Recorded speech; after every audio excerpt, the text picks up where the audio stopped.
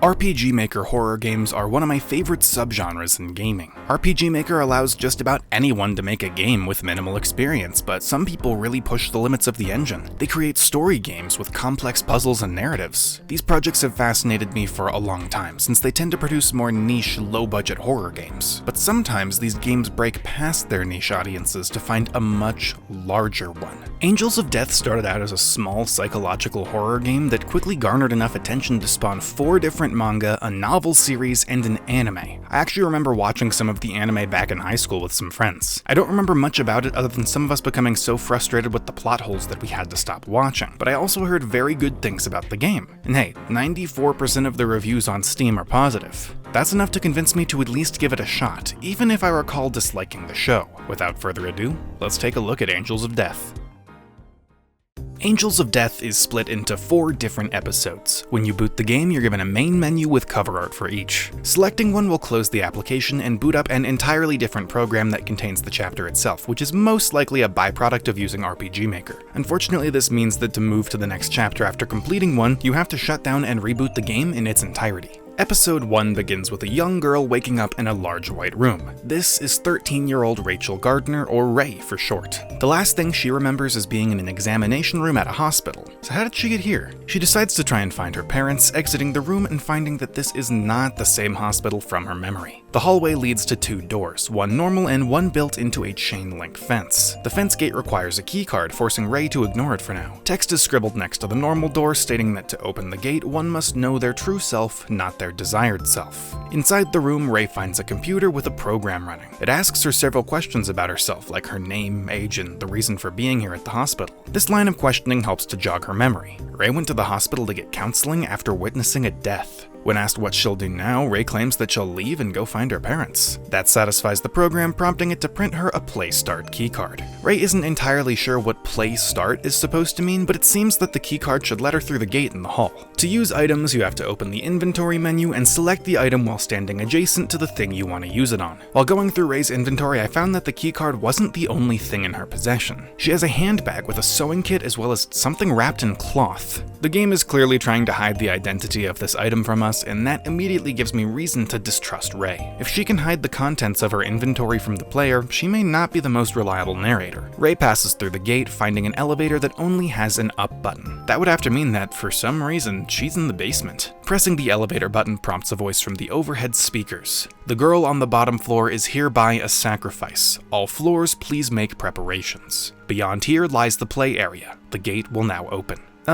That doesn't sound particularly friendly. But hey, now we know the keycard was called Play Start because it takes us to the play area. Ray steps into the elevator, taking it to the only available option, B6. If that B stands for basement, we have quite a ways to go. Despite being inside a building, the play area mimics a dark back street. Ray knows that she's inside, but it feels like she's outside. Newspapers are scattered throughout the floor, containing the details of several murders which local authorities believe to be the work of a serial killer. Ray finds a door leading to the next elevator, but it's locked tight and no keyhole is present. By searching the alleyways between buildings, Ray finds more newspapers about the serial killings, this time accompanied by zoned-off crime scenes covered in blood. One such crime scene has a key in a damaged wall. It also has some text scribbled on the wall claiming that someone befitting will be found on each of the floors in this building. They are not allowed to leave their floors, meaning the best way to escape them is to keep moving forward. The key opens a room in the very bottom corner of this floor. The most interesting thing here is a box with a bag of snacks in it. It feels like a waste of space. Ray could easily fit in that box if she crouched down, yet the only thing inside was one bag of snacks. In the other alley, Ray finds a little bird that appears to be injured. She leads it down to the ground using her bag of snacks before using her sewing kit to casually stitch its injuries back together. That is not something a 13-year-old girl should have the stomach for. Clattering comes from the main street. Ray heads out to investigate, only for a brick wall to slide down from the ceiling and block the alley she came from. What the hell is going on in this place? The noise seems to scare off the bird. Ray tries to catch it so she can bring her new friend out of the building with her, but a heavily bandaged man with a scythe breaks through the wall, cutting the poor thing in half.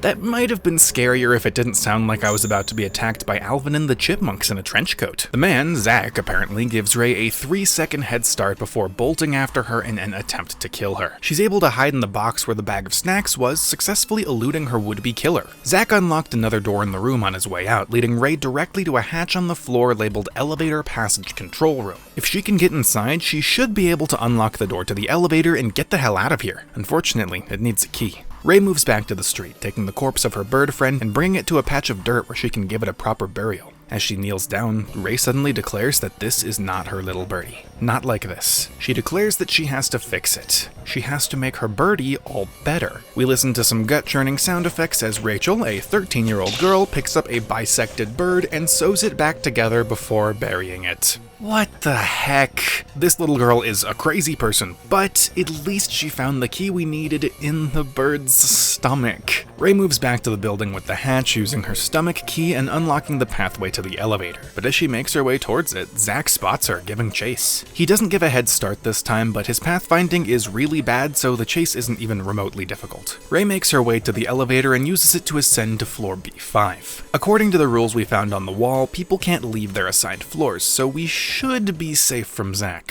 Floor B5 goes back to looking like the interior of a building. It once again resembles a hospital, but this time it's much darker. As Ray moves further inside, she stumbles into Danny Dickens, the doctor who acted as her counselor when she first arrived at the hospital. He talks in an unusual way. Rest assured, it is I, your therapist. Right? I know I'm the last person who should mention when people talk funny because I speak like a robot pretending to be a real boy, but at least that kind of makes sense for me since I spend my free time talking about video games on the internet. Dr. Danny is a therapist that speaks like he was just cast in Hamlet. It's somewhat unsettling. Happy to finally see a familiar face, Ray begins to probe Danny about the thing that was chasing her. He claims it was probably the psycho killer. Qu'est-ce que c'est? From what he can tell, this place is a site for some kind of game. The two decide to team up to try and make it out of here alive. As they explore the floor, they uncover lots of medical charts and records associated with eyes. On a completely unrelated note, Danny won't stop talking about Ray's eyes. Don't touch that sharp tool, Ray. What if you hurt your eyes? You shouldn't wipe that dust off the wall.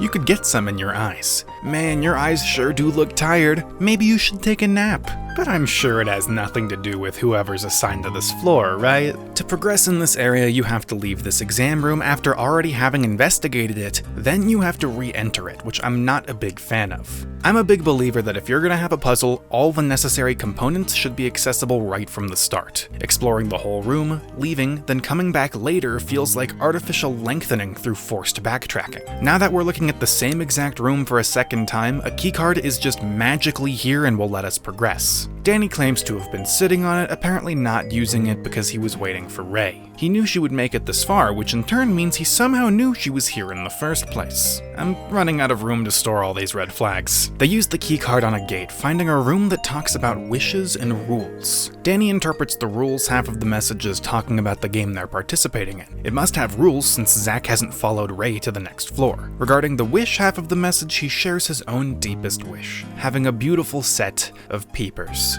Peepers is probably the creepiest way to say eyes. Apparently Danny has a bad eye, hence why his don't match. He wishes he could have eyes like Ray's, and he won't shut the hell up about it for the foreseeable future. Danny suddenly remembers that he has a key to the gate at the end of this hallway, leading to an operating room. Upon entering, he casually asks Ray if he can admire her peepers forever. He longs to live beside those peepers. Ray finally gets uncomfortable over what this dude has been saying, but he brushes it off and says he left something important here that they need to find. He won't tell her what he's looking for because that would make far too much sense. Instead, he gives her a clue. My eye is made of alexandrite. Rachel searches the back room, finding a filing cabinet full of glass eyes. One drawer is full of red eyes, one is full of blue eyes, and one is full of green eyes. He's not even trying to hide that this is his floor, is he? Danny's hint was that his eye is made of alexandrite, a stone that can appear as red, blue, and green depending on what light reflects off of it. So, how are we going to solve this puzzle? By slowly taking an eye of one color,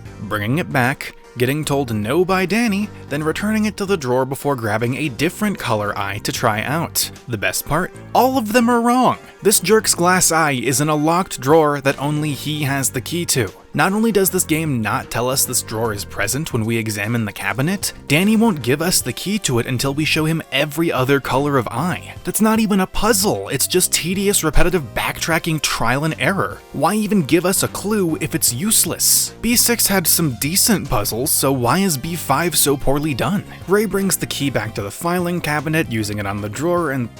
what? I selected the item, why isn't she using it on the cabinet?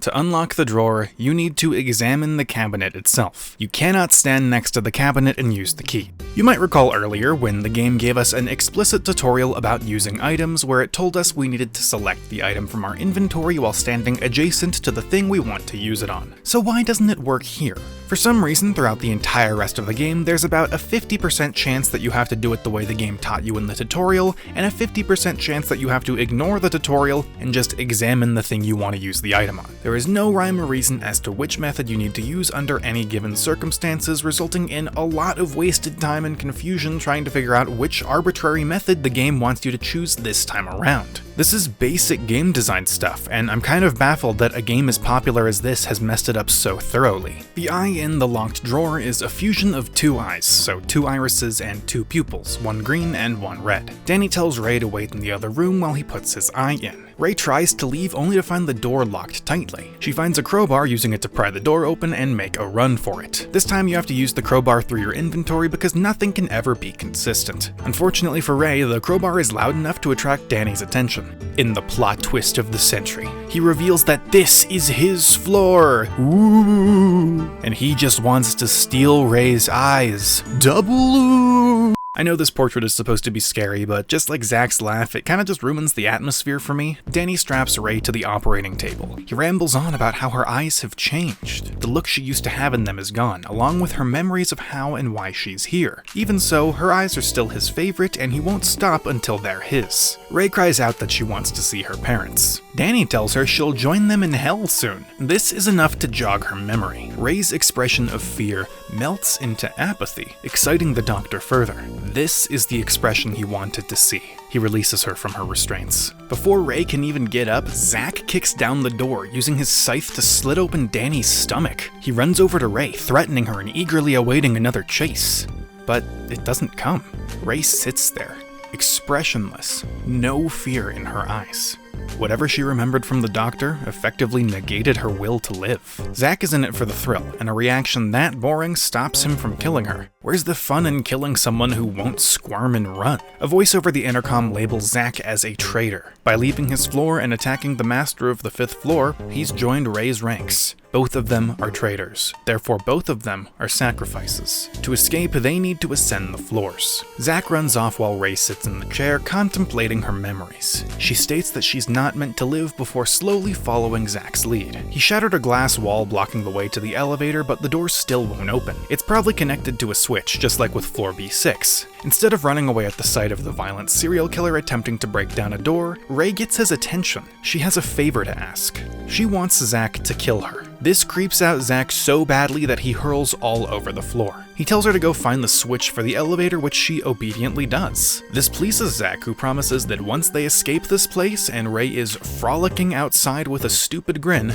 then he'll kill her. But only if she behaves. The two hop into the elevator, ascending to floor B4. Floor B4 is almost entirely stone with tiled floors and brick walls. There's a few shallow bodies of water alongside dirt scattered around, usually for use with graves. Ray casually yanks a key out of a decaying corpse, using it to unlock the morgue. There's a document in the morgue detailing someone's death on floor B3, meaning there are definitely more floors above. Ray asks Zach what he knows about this place, which turns out to be shockingly little. He's only here because he was told he could kill whoever he wanted to. Ray grabs a key out of the water in the morgue, using it to unlock another graveyard room. At the top of the new room, Ray finds a grave with her name on it. This prompts Zach to assume that the grave right across from hers probably has his name written on it for some reason. The fact that he has to assume this indicates that Zach can't read. Zach is really freaked out by all this, and Ray is completely unfazed. I really like this character dynamic. It's entertaining that the 13-year-old girl is just strutting around the murder hut without a care in the world, while the literal serial killer is getting the shivers. Without anywhere else to search on this floor, Ray decides to squeeze through a crack in the wall. Zach waits on the other side while she investigates. She finds a torch in a box, which I quickly learned was actually a flashlight. This game is explicitly stated to take place in the United States because of the articles about Zach's victims, so why are we using the British terminology for a flashlight? There are quite a few odd documents in this back room. Firstly, there's a note in a kid's handwriting talking about being infatuated with Ray but not being able to talk with her because Zach is in the way. We teamed up with Zach, 10 minutes ago? How quickly did this kid fall in love? He writes about wanting to make something special for her, a place of eternal rest. With the only other thing in the back room being a locked door with no keyhole, Ray decides to head back, finding Zach repeatedly kicking his own gravestone because he doesn't like it. She asks Zach to help look for the mechanism to unlock the door before requesting that he not destroy her grave. Upon re-entering the room, Ray gains a new ability called looking at the other pages in a stack of paper instead of just reading the top one and walking away. Fancy. Seriously, what's up with these puzzles where we have to examine everything, leave, then examine everything again to get new information? The new piece of paper that Ray finds is a fairly interesting puzzle. It holds clues telling you where a secret switch can be found in one of the gravestones. Unfortunately, you don't get to solve it. Player control is switched over to Zach, who finds a pickaxe and starts destroying every grave in the entire floor while MIDI metal music blares on in the background and he unleashes his chipmunk laugh over and over again. After destroying everything, leaving the room, then coming back, a switch is now magically visible within some of the gravestone debris. Zach activates it, unlocking the door for Ray. I understand that this is a character moment, and it's entertaining to see the different ways that Ray and Zach solve the same puzzle. It was admittedly pretty funny to watch Ray think over the puzzle on her paper while hearing Zach on his rampage through the wall. That being said, I'm still a bit disappointed that I didn't actually get to solve the puzzle. It's probably mostly because the last well-designed puzzle was 2 whole floors ago. Ray enters the newly unlocked room, turning on her flashlight and navigating the halls. She finds several shelves full of resumes containing all the information of all of the people who have been to this building, whether they're floor masters or sacrifices. Ray finds both her own and one belonging to Isaac Foster. Despite being called resumes, they don't just have work history, instead containing detailed descriptions of each person's life. We learn that Isaac was placed in an unauthorized orphanage as a kid, where he and the other children were horribly mistreated. The orphanage was put under investigation, where the remains of several children and employees were found buried in the yard. While the children's bones were too old to identify a cause of death for, the employees were fresh enough to still have visibly slashed flesh, leading the police to suspect Isaac. Unfortunately for them, Isaac had long since run away. It goes on to detail the same murders we read about on Zach's floor. Beneath the history section is a description of his appearance, mentioning that his entire upper body is covered in bandages to cover up severe burns. If that wasn't a big enough clue, an edit at the very bottom stated that he used to be the master of floor B6 before being reassigned for violating the rules. I know this is probably supposed to be a big reveal. Oh my god, Isaac Foster is Zach! But they literally put his name at the top of the image they used to reintroduce him on floor B5? Still, it's pretty interesting to learn about his history at the orphanage. I'm looking forward to learning more about it. Ray is for some reason surprised that Zach is a serial killer, even though she read all about his victims earlier. She takes the resume and tries to move further, finding another locked door with no keyhole. There's a switch on the floor in front of it, but it doesn't seem to do anything, so she heads back for now. Childish laughter echoes through the halls as she walks back, and a voice even talks to her saying it knows what she wants and revealing itself as the master of B4. Zach starts slamming the wall and telling her to hurry up, so Ray heads back and gets her first look at the carnage. Ray shows Zach the resume and he confirms that he's Isaac. He asks if reading that made her afraid of him, but unfortunately for him, Ray remains as calm and uninterested as ever. Zach tells her a story about a girl who tried to pretend she was a big fan who wasn't scared of him in an attempt to be spared, but Ray's reactions reinforce that this isn't a situation anything like that. But hey, now we know Zach hates liars. Ray tells him about the switch and the voice, and the two head off to search for more clues. But first, Zach destroys Ray's grave right in front of her. How sweet. They head back to the elevator, noticing another switch in the water. Ray figures that pressing both down at the same time will unlock the door, so Zach hops in and waits. Zach asks why she doesn't perform her unmonetizable deed herself. Surely it'd be easier than escaping the building and waiting for Zach to do it. She responds that it's an unforgivable sin. Ray returns to the hall, pressing the other switch and unlocking the door. She steps through and begins to explore. Meanwhile, Meanwhile, Zach gets bored and snaps off the switch, locking Ray inside. He returns to the crack in the wall to wait, but the lights quickly shut off. A voice calls him a grave desecrator before turning the lights back on. Zach finds himself face to face with a little boy wearing a sack over his head, Eddie Mason. Eddie tells Zach off for ruining the graves. Zach tries to kill the boy, but he uses the flickering lights to escape each strike before disappearing to go speak with Ray. Ray's flashlight begins to flicker out, with Eddie sometimes appearing in front of her for a split second. This is one of the more successful scares so far. The atmosphere is spooky since you can't consistently see, and his voice is a normal kid's laugh, which is creepy because of the environment. The fact that he appears between the flickers of the lights is actually creepy. I'd really like to see more scares like this throughout the rest of the game. Once she exits the hallway, Rachel finds a thermometer reading the temperature of the water. She notices that it's low, feeling guilty and attempting to raise it to make Zach more comfortable. Eddie stops her, monologuing about his obsession with her. He knows everything about her, her family, her friends, and now he wants to make her dreams come true by killing her. Rachel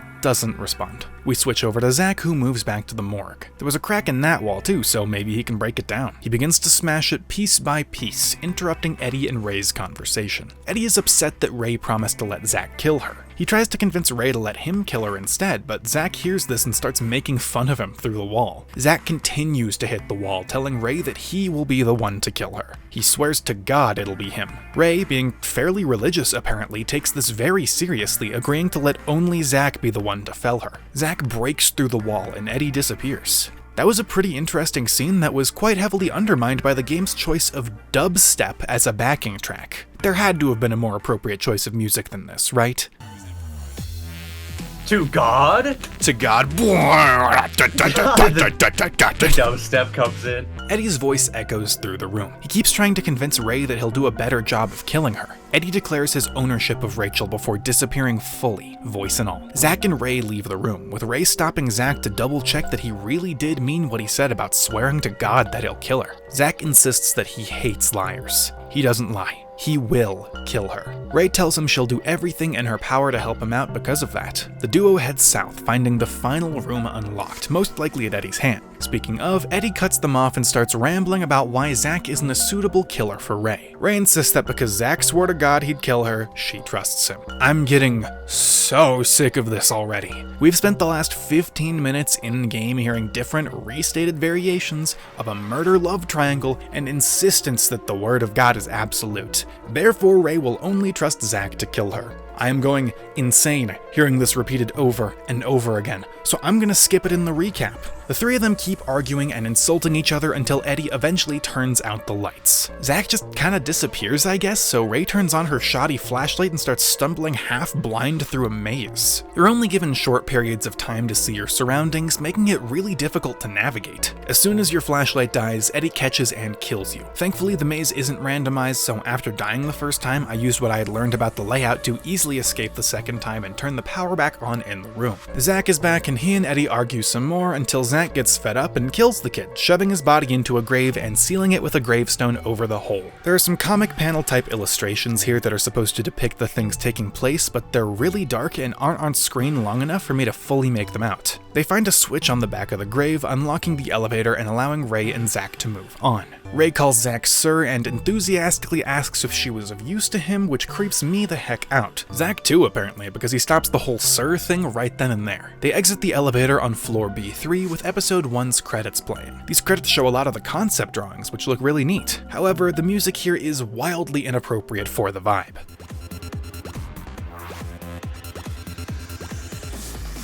After finishing episode 1, I have wildly mixed feelings. There were a lot of things that I liked, but a lot of things that I didn't. The characters were fairly interesting for the most part. I liked the dynamic between Ray and Zach, and I think Danny was portrayed really well. His actions were erratic and weird and not very well concealed, making the player on edge while around him. Eddie was fine, but he really started to get on my nerves the more he appeared. I liked everything about him digging graves for people and wanting to make a special one for Ray because he had a crush on her, but him and Zach arguing over who got to kill her and him claiming ownership over Ray Ray was really frustrating. Ray is the most interesting character so far. She's the main character, but she's continuously hiding information from the player. We can't trust her, and that's a really cool idea. The concept behind the plot as a whole is fascinating. I like that Ray appeared in the basement of this giant building with no idea where she is, and now she's forced to participate in a survival game to escape.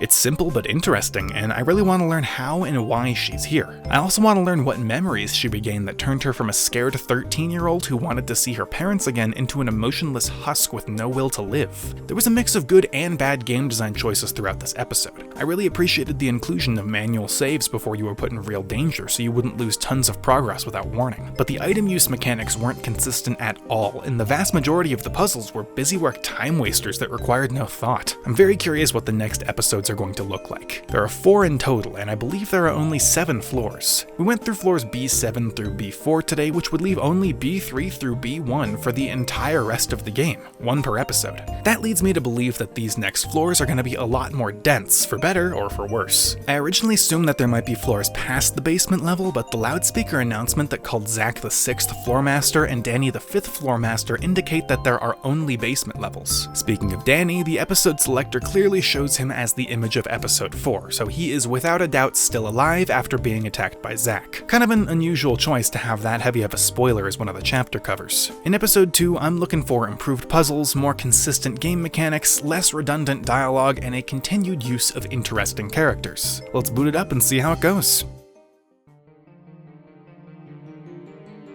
Floor B3 is very clean. White-tiled environments, red carpets to lead the way, and thick iron bars instead of the shoddy wire gates from the previous floors. 2 cameras are positioned in the corners, closely watching every movement. There is nothing in this room that you can interact with. The door is locked, Zach is pacing back and forth, and that's it. After trying to open the locked door 3 or 4 times, Ray decides to check her handbag for anything useful. In case you didn't spot the suspicious unnamed item draped in a cloth in her bag earlier, she draws attention to it now. This is a fairly smart way of making sure every player knows she's hiding something from them inside her bag. Zach gets fed up waiting and tries to break the bars with his scythe, but he quickly regrets it after hurting his hands. Alarms begin to ring and guns hidden in the walls begin to fire rounds towards the door. Zach pulls Ray out of the line of fire before any damage can be done. When the bullets stop, a voice laughs over the loudspeaker. Apparently the master of B3 got so bored watching this that they fell asleep, but they're wide awake now. Zach curses them out and demands that they be allowed through the door, with the floormaster shockingly agreeing to do so. A spotlight shines on the 2 from the ceiling above, and the floormaster calls them sinners and godless wretches, declaring that they shall be punished before unlocking the door. Ray seems somewhat offended at being called a godless wretch, while Zach does not care. After the loudspeaker monologue, he's taking the floormaster's words with a grain of salt. They move further down the hall, opening the only unlocked door, where the floormaster demands that they take mugshots. Before doing this though, my friend Star asked me an interesting question. Wait,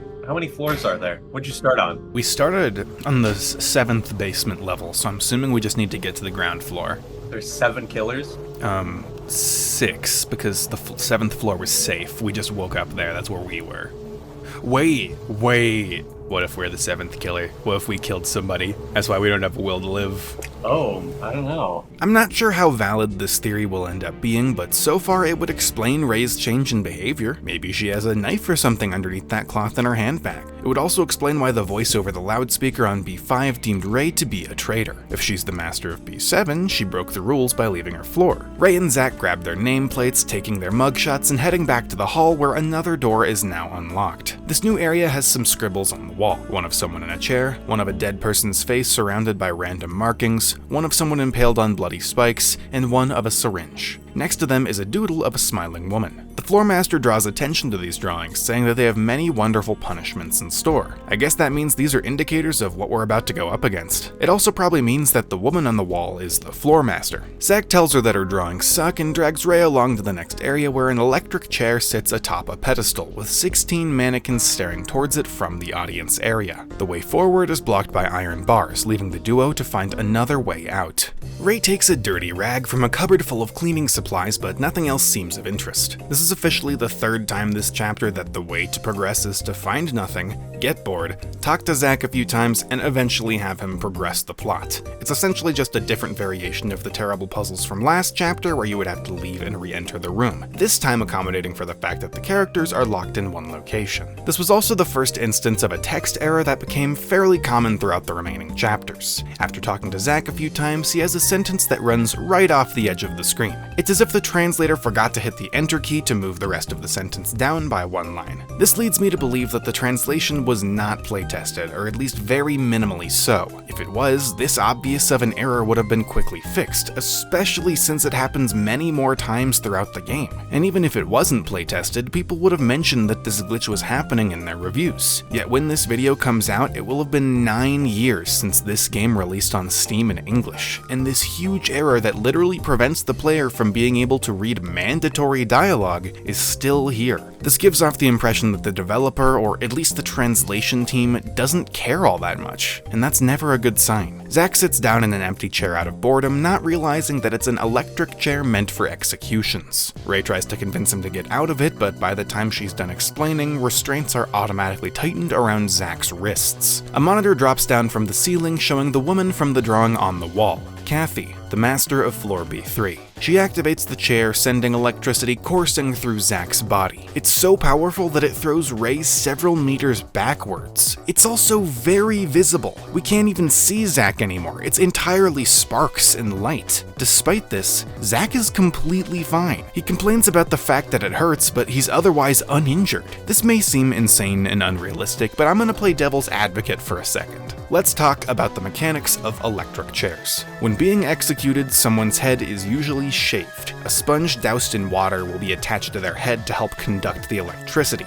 Zach is sitting in the chair with a full head of hair, lots of bandages, and a hoodie in between himself and the part of the chair that's delivering the electricity. That would definitely hamper the ability of the chair to do its job in killing him. We can even dismiss the visual of that amount of electricity as just being an artistic depiction of what's going on. What we can't dismiss is the electric blast being so powerful that it sent Ray flying across the room. Zach should without a doubt be dead, yet here he is complaining about his boo-boos. It makes me very curious as to how he survived this whole situation. Is this bad writing, or is there something special about Zach that allowed him to survive? The mannequins in the audience begin to happily bounce their heads while watching Zach's execution. Kathy gives a cryptic clue that the execution can be stopped by preventing the audience from watching it, so Ray quickly turns them around, preventing them from seeing anything. For those who refuse to move, Ray grabs Zach's scythe, slicing their heads off and ending the execution. Zach was just brutally electrocuted for 3.5 minutes straight, and he walks it off like nothing happened. Zach says he won't die so easily, and if that was supposed to be easily, I am terrified for what's to come. Kathy's screen turns back on, and she chalks Zach's survival up to the resilience of being a murderous monster. Yeah, sure. The duo move on to the next room, finding the place completely wrecked. There's a safe key on a desk next to a locked box, some scales, and a safe that the key does not work on. Passing by a bloodied body sitting in the middle of the room, Ray reaches the other side where she finds a gas mask next to the correct safe. She opens it, pulling out a remote control and using it to turn on a bundle of TVs in the corner of the room. They display a pre-recorded video of Kathy explaining the rules. It's full of a lot of redundant sinners must be punished talk, so here's the abridged version. This room is airtight, and as soon as the video ends, it will fill with poison gas. The gas mask in the corner is not only falling apart, it's attached to the wall, so you can only breathe for short periods of time by returning to that part of the room. Escape or die. Ray and Zach are able to solve different aspects of the puzzles to get out of the room, forcing you to switch between them at certain times. You aren't able to freely switch though, which made this area feel more mentally restricting than I would have liked. By only allowing the player to switch characters once all the possible actions at any given moment have been taken, it makes what should be an open-ended escape room feel a lot more linear. Ray finds a pair of scissors and uses them to cut open a mattress, pulling out a key that unlocks the original safe. It contains a bundle of wire that seems useless for right now. The dead body on the floor is pointing to a bloody diagram of several right angles. Only after looking at this dead body and having Ray say that she is confused are we allowed to switch over to Zach. Zach is strong enough to move the body in the center of the room. Doing so reveals that the leg is severed, prompting Zach to take it with him. He's tall enough to reach a fire poker and a bag of weights on some higher shelves. He's too stupid to use the weights on the scale, but trying to switch now just wastes more time. To move on, you need to examine this cabinet twice to initiate a kicking animation. Examining it a total of 32 times will break the door, allowing Zach to get a cleaning brush and swap places with Ray. Ray scrubs some gunk off the wall, finding a message telling her to use the scales to find an even balance between the severed leg and the bag of weights. They apparently weigh the same amount, so the puzzle is already over. I'm so enthralled! This unlocks the box, revealing a lantern with no batteries inside. Ray steals the batteries from the TV remote and powers the lantern on.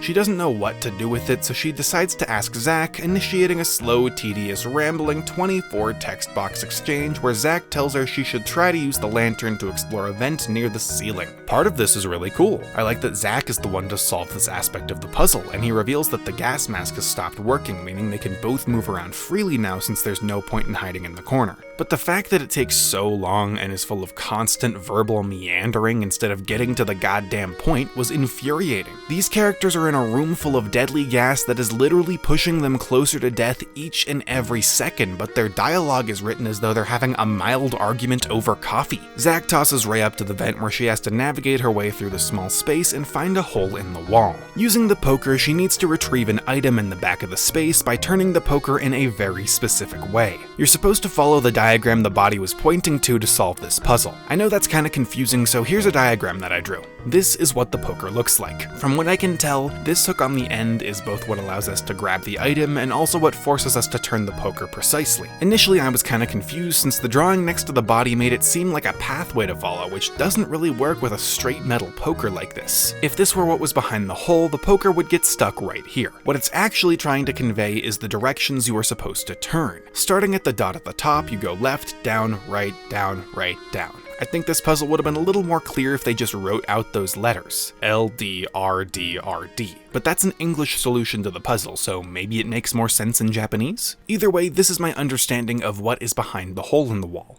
The poker can go all the way back normally, but then you pick up a keycard. I genuinely have no idea how the hell you pick up this keycard with this poker, so I'm just gonna say you stab it. When you try and pull the card out, the poker gets stuck, forcing you to turn it in specific directions to pull it back out. The only way this makes sense to me is if the tunnel is comprised of several walls with a hole directly down the center big enough for the poker, and gaps in these places. The card is too big to fit down the center, but these gaps allow for it to move through, forcing Ray to follow the diagram next to the body. Left, down, right, down, right, down. This doesn't explain why, if she gets one of the turns wrong, she has to start all the way over at the back, but honestly, I can't think of anything else that makes more sense than what I drew here, and this is already kind of a stretch. Ray takes her stupid keycard out and returns to Zach. Zach tries to use it on the door, but he bends it like an idiot and traps them in the room to die. This means that the majority of what we just did was a mandatory waste of time. 13-year-old Rachel Gardner suggests that the gas may be flammable, meaning they might be able to create an explosion if they stagger ignite the gas. You know,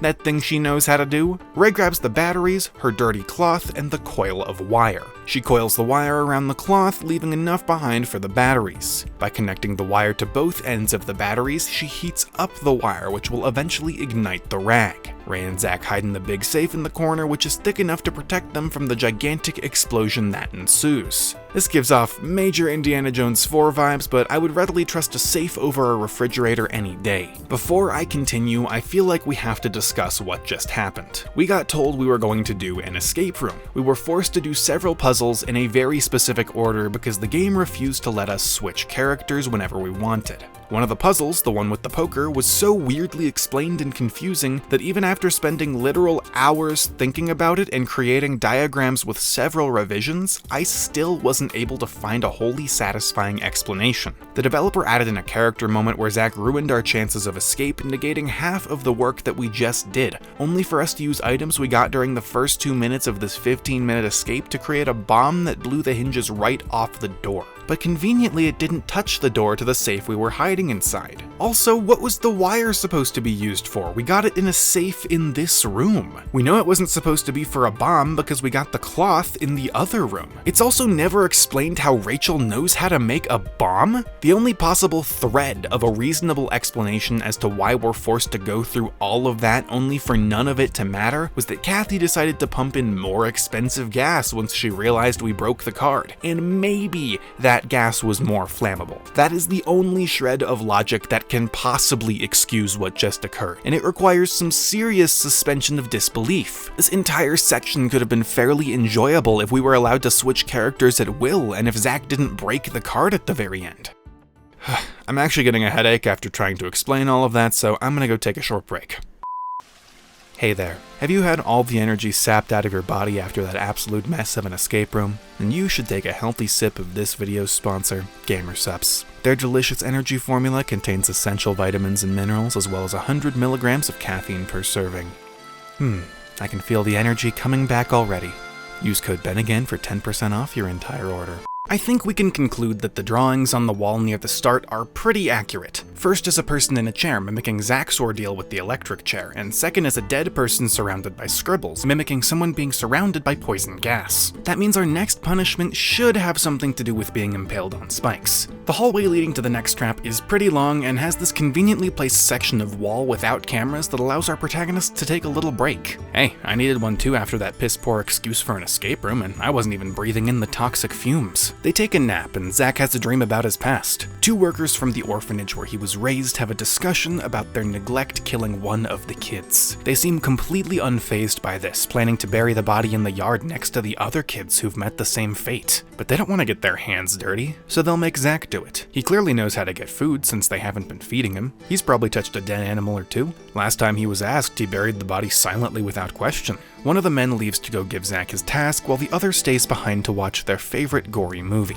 That's a really interesting piece of backstory. Zach's file said that the orphanage he grew up at had plenty of bodies buried underneath the yard, but the bodies of the employees were much fresher. With this new memory, we can safely assume that the employees were the ones responsible for killing the orphans, and Zach only buried the bodies. Then, when he couldn't take it anymore, he slaughtered some of the workers and ran off. The only thing that doesn't make sense to me about the memory is why Zach is the one dreaming about it. If it was a flashback, that would make sense, but Zach wasn't there during that scene. But hey, maybe he was hiding, or that was just what he imagined happened back then. Ray wakes Zach up and the two make their way towards the third room. They walk through the halls, find some prison cells. Kathy gives them a chance to trade their deaths for a life of imprisonment. They say no. Ray hears some voices, a hand reaches out from one of the cells, Zach curb stomps it, and they enter the next room. Sure enough, it's full of spikes. There are 2 exit doors and 2 pathways. One path contains several rope bridges that barely look like they'll hold Ray's weight, and one contains several platforms to jump across. Any missteps and you'll fall to your doom. Since Ray, being the lighter of the two, is the only one who can make it across the ropes, she climbs her way over to her door, dodging bullets along the way. Zach jumps across the platforms, reaches a dead end, then starts arguing with Ray about the correct way to go until finally giving in,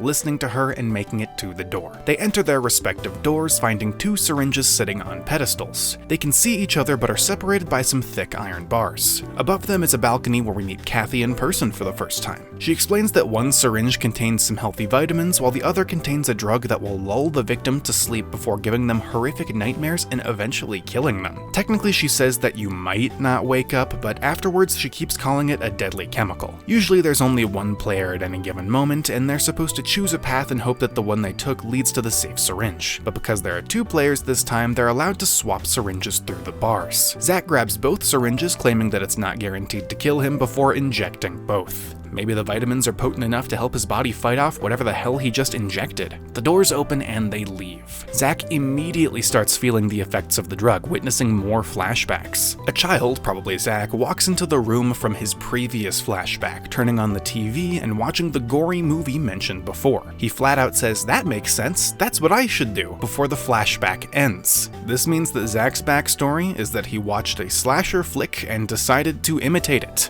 The part about his upbringing at the orphanage is pretty cool and well written, but imitating a movie and turning into a serial killer feels kinda dumb in comparison. Ray walks up to Zach, who's in the middle of some kind of drug-riddled episode fueled by his memories. Zach prepares to kill her, but she stops him with a question. Is he really okay with that? He swore to God he'd kill her, but this is both of their deal. If he kills her before they escape, with that vacant look still in her eyes, will he really be okay with that? This helps Zach maintain enough temporary lucidity to tell her to survive before the drugs take back over. I really like this scene. It's nice to know that Ray isn't just using Zach as an executioner. She values their deal and wants both halves of the agreement to be met, even if that means delaying her death. It's a well-written character moment that I appreciate after sitting through all the other slop we've had to deal with so far. Ray sprints through the maze-like halls of the floor, reaching a dead end and finding herself cornered by Zach. Zach prepares to kill her, but Kathy shoots him. This room is covered in guns. It's an execution room. Kathy gives an obnoxious monologue about sinners before tossing Ray a gun to defend herself with. She wants Ray and Zach to fight to the death to earn the right to experience an even more lovely death. But Ray refuses to shoot Zach. She apologizes for making him kill someone as boring as her.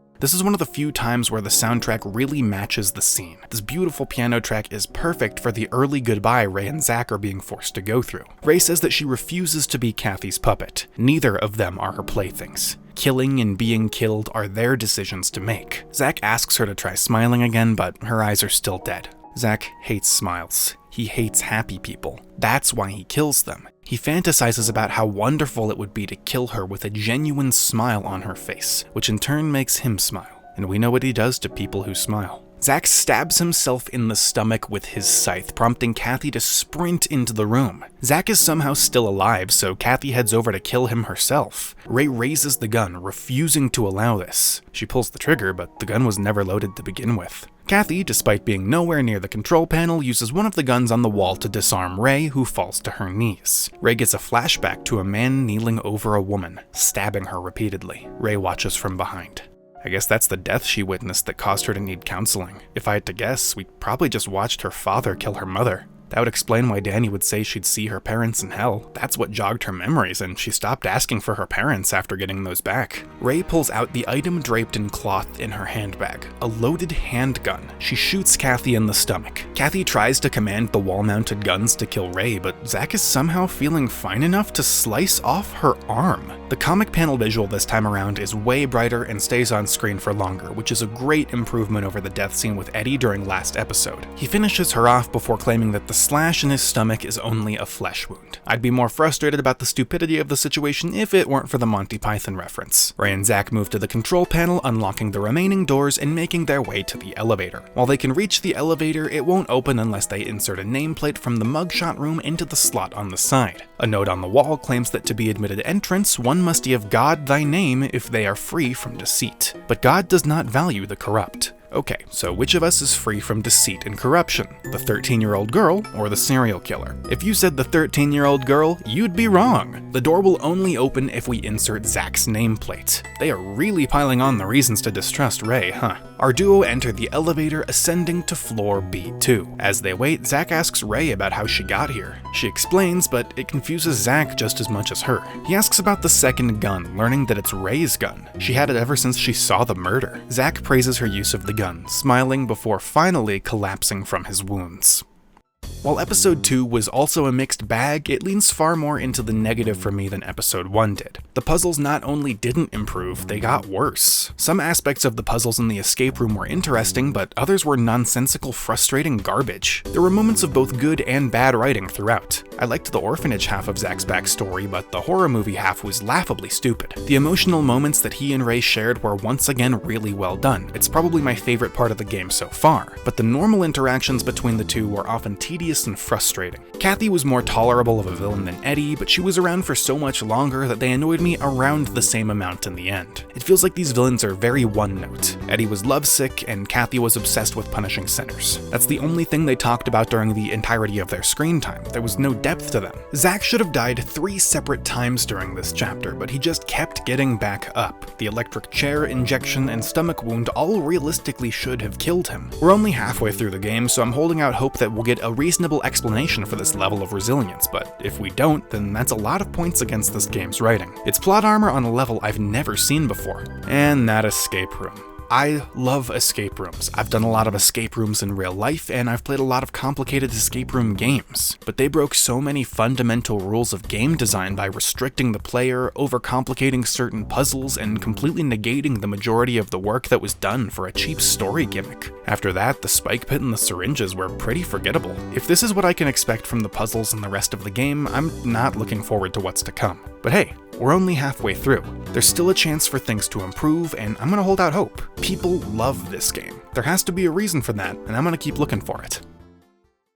Ray drags Zach out of the elevator, propping him against the wall. He wakes up and tries to move again, but doesn't get very far. One of his injuries has finally caught up to him, and he passes right back out. Ray is aware she can't just stitch him back up this time. She needs to disinfect his wounds too. She sets off into floor B2 alone, hoping to find some kind of medicine that can help Zach. B2 almost feels like a castle. The walls and floors are tiled stone, illuminated by candlesticks. An organ can be heard playing in the distance, growing louder with time. Ray walks past one of the light fixtures, accidentally toppling it over and filling the room with a pink smoke. She gets a good noseful, noting that it's quite a sweet-smelling mysterious gas before eventually snapping out of it. Ray continues to move, finding a confessional booth. If the Velocipaster has taught me anything, we can never trust these. Ray enters the booth, finding herself in a mysterious hallway. The door behind her has disappeared, and the sweet smell is growing stronger. She picks up a vial sitting on a chair, only for a mysterious force to write a message onto the wall. A lot of the text in this chapter is written in the older form of English that churches prefer, which has always been difficult for me to interpret. Thankfully, Ray will often condense these messages into something shorter and easier to understand. Apparently, all that text asked Ray to profess her sin into this empty vial. Figuring out what that means is the first step to solving this puzzle. Following the instructions of more Old English on the walls, Ray picks up a piece of shattered mirror imprinted with her reflection, using it on this wall and watching an inky liquid pour out. Ray suddenly finds herself in a small, loudly patterned room with 4 different paintings on the wall. The book says some stuff about Ray's sins and tells her to fill the vial. Each of the paintings in this room contains something dangerous. By ripping them up, these dangers are brought to life in the room. She takes a smaller painting out of each of the large paintings, cramming them all together into this empty frame to create a 4th painting. Ripping this up makes the painting bleed? Ray fills her vial, being teleported back to the hall. I like the fundamental idea behind that puzzle, but weirdly I think the game was a bit too handholdy this time around. It's nice that Ray will summarize the Old English for us, but she just kept talking and basically explained the entire puzzle before the player could even think about it. I would have loved to figure out for myself that I had to use the mirror shard to cut open the paintings and combine the results into a new painting that would help fill the vial, but Ray just kinda told me how to do it. That being said, this puzzle was leaps and bounds better than anything we've gotten over the course of the last 2 chapters, so I'm really happy about it. I'm hoping we get more things similar to this, hopefully with just a tad bit less direction. The section of the hallway where the chair used to be has been replaced with a large door leading to a pitch-dark room. This room smells even stronger of the gas Ray inhaled, and it's causing her to lose her focus. Once again, the door behind her has disappeared. I think it's safe to say that inhaling that pink gas is making Ray hallucinate. I'm not sure how much of each of these rooms is real, and I'm hoping that the bloody footprints Ray is now leaving behind aren't real. Ray wanders, finding a door leading to an organ that we've been hearing in the background this entire time. There's another book in Old English that yaps about Ray's sins, telling her to reveal them. Ray tosses her vial at a drawing of an angel sitting on the organ, which Ray claims is the best way for her to show her sins. The music grows louder, and Ray collapses on the ground. She wakes up in another part of the church, but things aren't tinged a bright pink from the gas anymore. The room is fairly normal, excluding the red liquid she just threw all over the organ. Behind her, a man in a purple robe approaches. This is Gray, the preacher of this church, who unfortunately for me speaks in Old English. This is going to be a long episode, isn't it? Gray notices that Ray is nervous and tries to ease her nerves by telling her that they only just met, so he won't be passing judgment on her yet. Since these 2 characters have such similar names, I'm going to switch away from Rachel's nickname whenever speaking about both of them in quick succession. Rachel asks Gray if he has anything that can stop bleeding, and the man somehow knows she wants it so she can help out Zach. He won't explain his knowledge, only telling her that the medicine needed to help Zach can only be found on floor B5. We have to return to Danny if we want to save Zach. Gray offers to take Rachel safely back to B5, but only if she can pass his test. He claims it won't be anything arduous, he just wants to get to know her better. He doesn't require an immediate answer, allowing Rachel to run back to Zach and think about it. As she walks through the room at the bottom of the church, she finds herself exiting the door to the confessional booth. That gas made her hallucinate just about everything.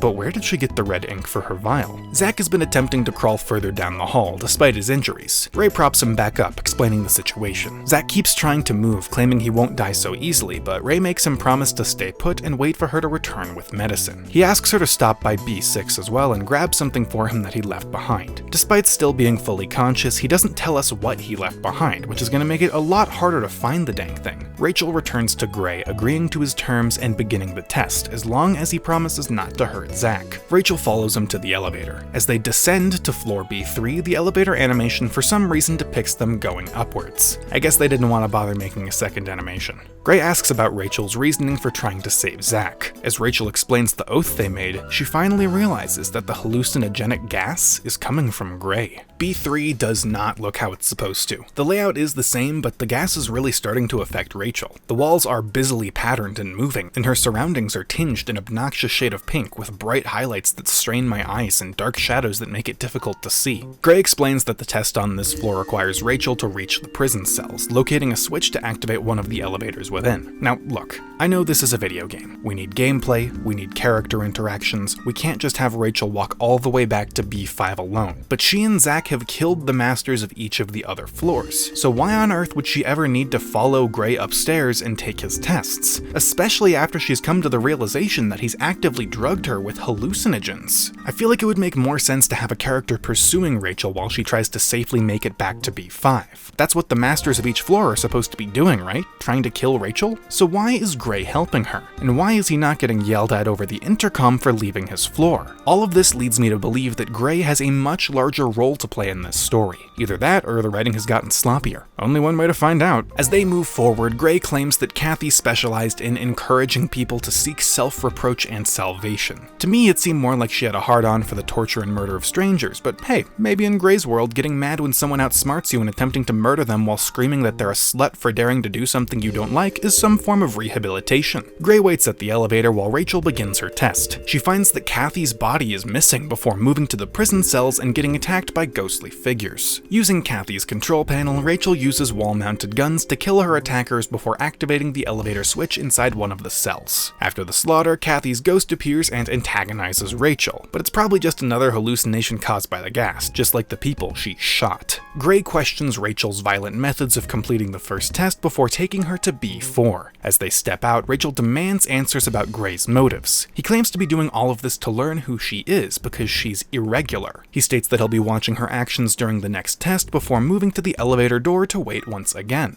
Gray is very good at talking a lot but saying very little, and it's starting to get a bit grating.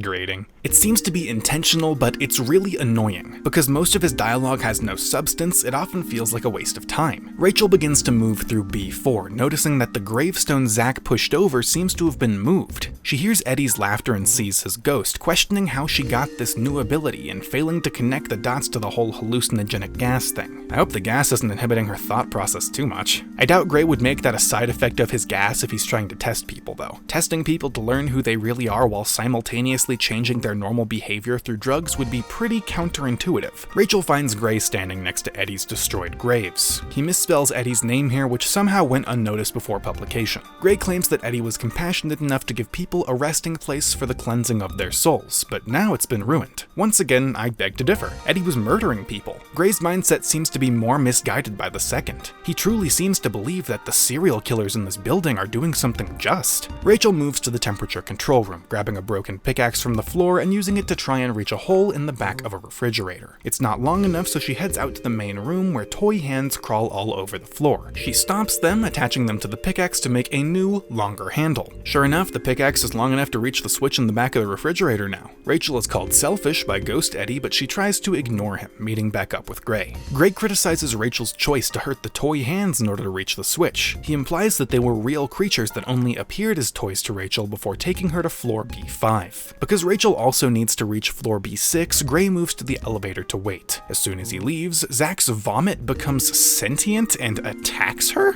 Okay, I don't exactly know why that hallucination happened, but it seems to have snapped Rachel out of it. The world isn't pink anymore and she can see things how they truly are. It's really nice to be able to look at the game without the graphics hurting my eyes again. Rachel combs the floor for medicine, finding that Danny's body is missing. This time, she isn't under the effects of the gas. Danny is actually alive, just like we suspected. And unfortunately, he took all the medicine with him, probably to treat his own wounds. Every single cabinet is entirely empty. Rachel confronts Gray about the missing medicine, but he seems genuinely confused over its disappearance. With no evidence at all, he fully blames Rachel for the medicine going missing. He can't prove his point, and Rachel knows damn well she didn't do anything to the medicine, so she just pushes past him and moves to floor B6. As they ride the elevator, we switch perspectives to Zach. He still lays slumped against the wall. A voice calls out to him asking if it should finish him off. Zach jolts awake, scythe at the ready. The person who woke him was Dr. Danny, who somehow descended the floors at the same time as us without ever crossing our path. Danny apparently survived by wearing body armor and blood transfusion packs under his lab coat, once again making Zach the only person in this game who has miraculously survived what should be fatal injuries. They argue over Rachel's whereabouts and status, with Danny becoming enraged at the thought of losing her peepers. Those are his eyes. He tries to strike a deal with Zach. He has plenty of medicine with him. Danny can save Zach's life so long as he agrees to remove Rachel's eyes and give them over. Zach refuses, and Danny leaves him in the hallway to die. As we transition between characters, I would like to pose a simple question. If Danny's whole spiel is that he loves Ray's eyes because they both look alive and dead at the same time, why does he want to remove them from her body? Wouldn't that remove the alive aspect of the equation? I know it was the best thing to do when she was temporarily no longer apathetic, but she's apathetic again. On floor B6, Ray moves to the room where Zach initially appeared, finding a rusted knife with a sharpened edge and a single bandage. Back on B2, Zach is nowhere to be found. A trail of blood leads towards the church. Rachel asks Gray if he had something to do with this, prompting Gray to blame literally every single negative thing that has happened in the entire game on her. He actually elaborates this time, blaming Danny's change in behavior on her. Ah yes, Danny went wacko because she had pretty eyes. Obviously it's Rachel's fault for not tearing them out so he wouldn't have the motive. Rachel tries to run off to search for Zach, but Gray stops her, telling her that she is a selfish sinner. A witch. She only acts for herself. Rachel claims that she wants Zach to kill her, but there's more to their relationship than that. He swore to God that he would kill her. Gray asks her why she believes God would allow such a thing to happen. What if God's will differs from her own?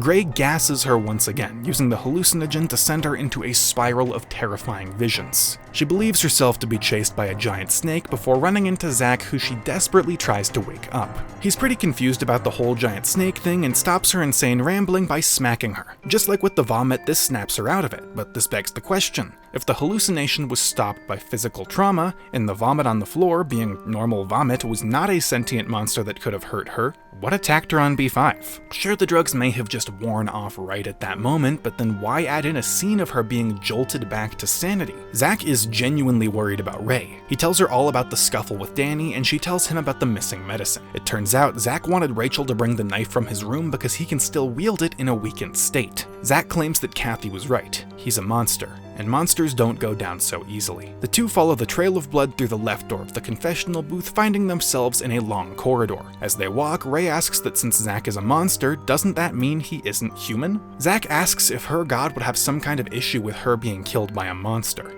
Ray, somewhat uncharacteristically, gets pissed, screaming that her god would never do something like that. Sheesh, I guess we found a sensitive subject. As they continue down the hall, we get around 5 steps in before we get another conversation where Ray tells Zach to clean his room. This episode has been incredibly dialogue heavy, even compared to the other two. We've had approximately 3 puzzles over the course of the last hour of playtime, and the rest has all been talking. They walk down the hall and turn to see an army of snakes following them. This time they're real, apparently, and our completely injured Zach takes them all out, with the only indicator that anything is wrong being his complaints that he has an ouchie. If he did not say that he was injured out loud, I would not be able to freaking tell. Halfway down the next hall, Zach finally remembers that he's a human being, and he collapses on the floor in a pile of blood. He leans against the wall, and Ray tries to move forward without him. Zach grabs her gun and tries to shoot it for fun, I guess, and it doesn't go off because it's out of ammunition. Because of this, Zach hands over his knife so she doesn't go in unarmed. There has to have been a better way to show that Rachel was out of ammo so she could take the knife. Why not just have her try and shoot Kathy multiple times during the last chapter so that Zach hears the clicking noise and knows for a fact that she's out and needs another weapon? That would make a lot more sense than him grabbing the gun out of nowhere to play with it during the middle of an incredibly dangerous and dramatic scene. Also, in the middle of that, Zach casually tells her that God isn't real, and she gets mad at him because if God isn't real, she doesn't know what to do. It felt kinda weird to just have that in the middle there, but It happened. Zach lays down to get some rest while Ray grabs the knife and moves forward without him. The hallway is full of Reverend Gray's goofy gas and everything turns pink for a bit. It goes away for some reason and Ray goes through a series of incredibly challenging puzzles like press button and pull lever. I at least like the second one because it's the first puzzle in this entire chapter that Ray doesn't spoil. Instead of telling us the solution like she has been, she says that there should be some way to supply power. This allows the player to come to the conclusion that something conductive, like the knife, could bridge the gap between this severed wire.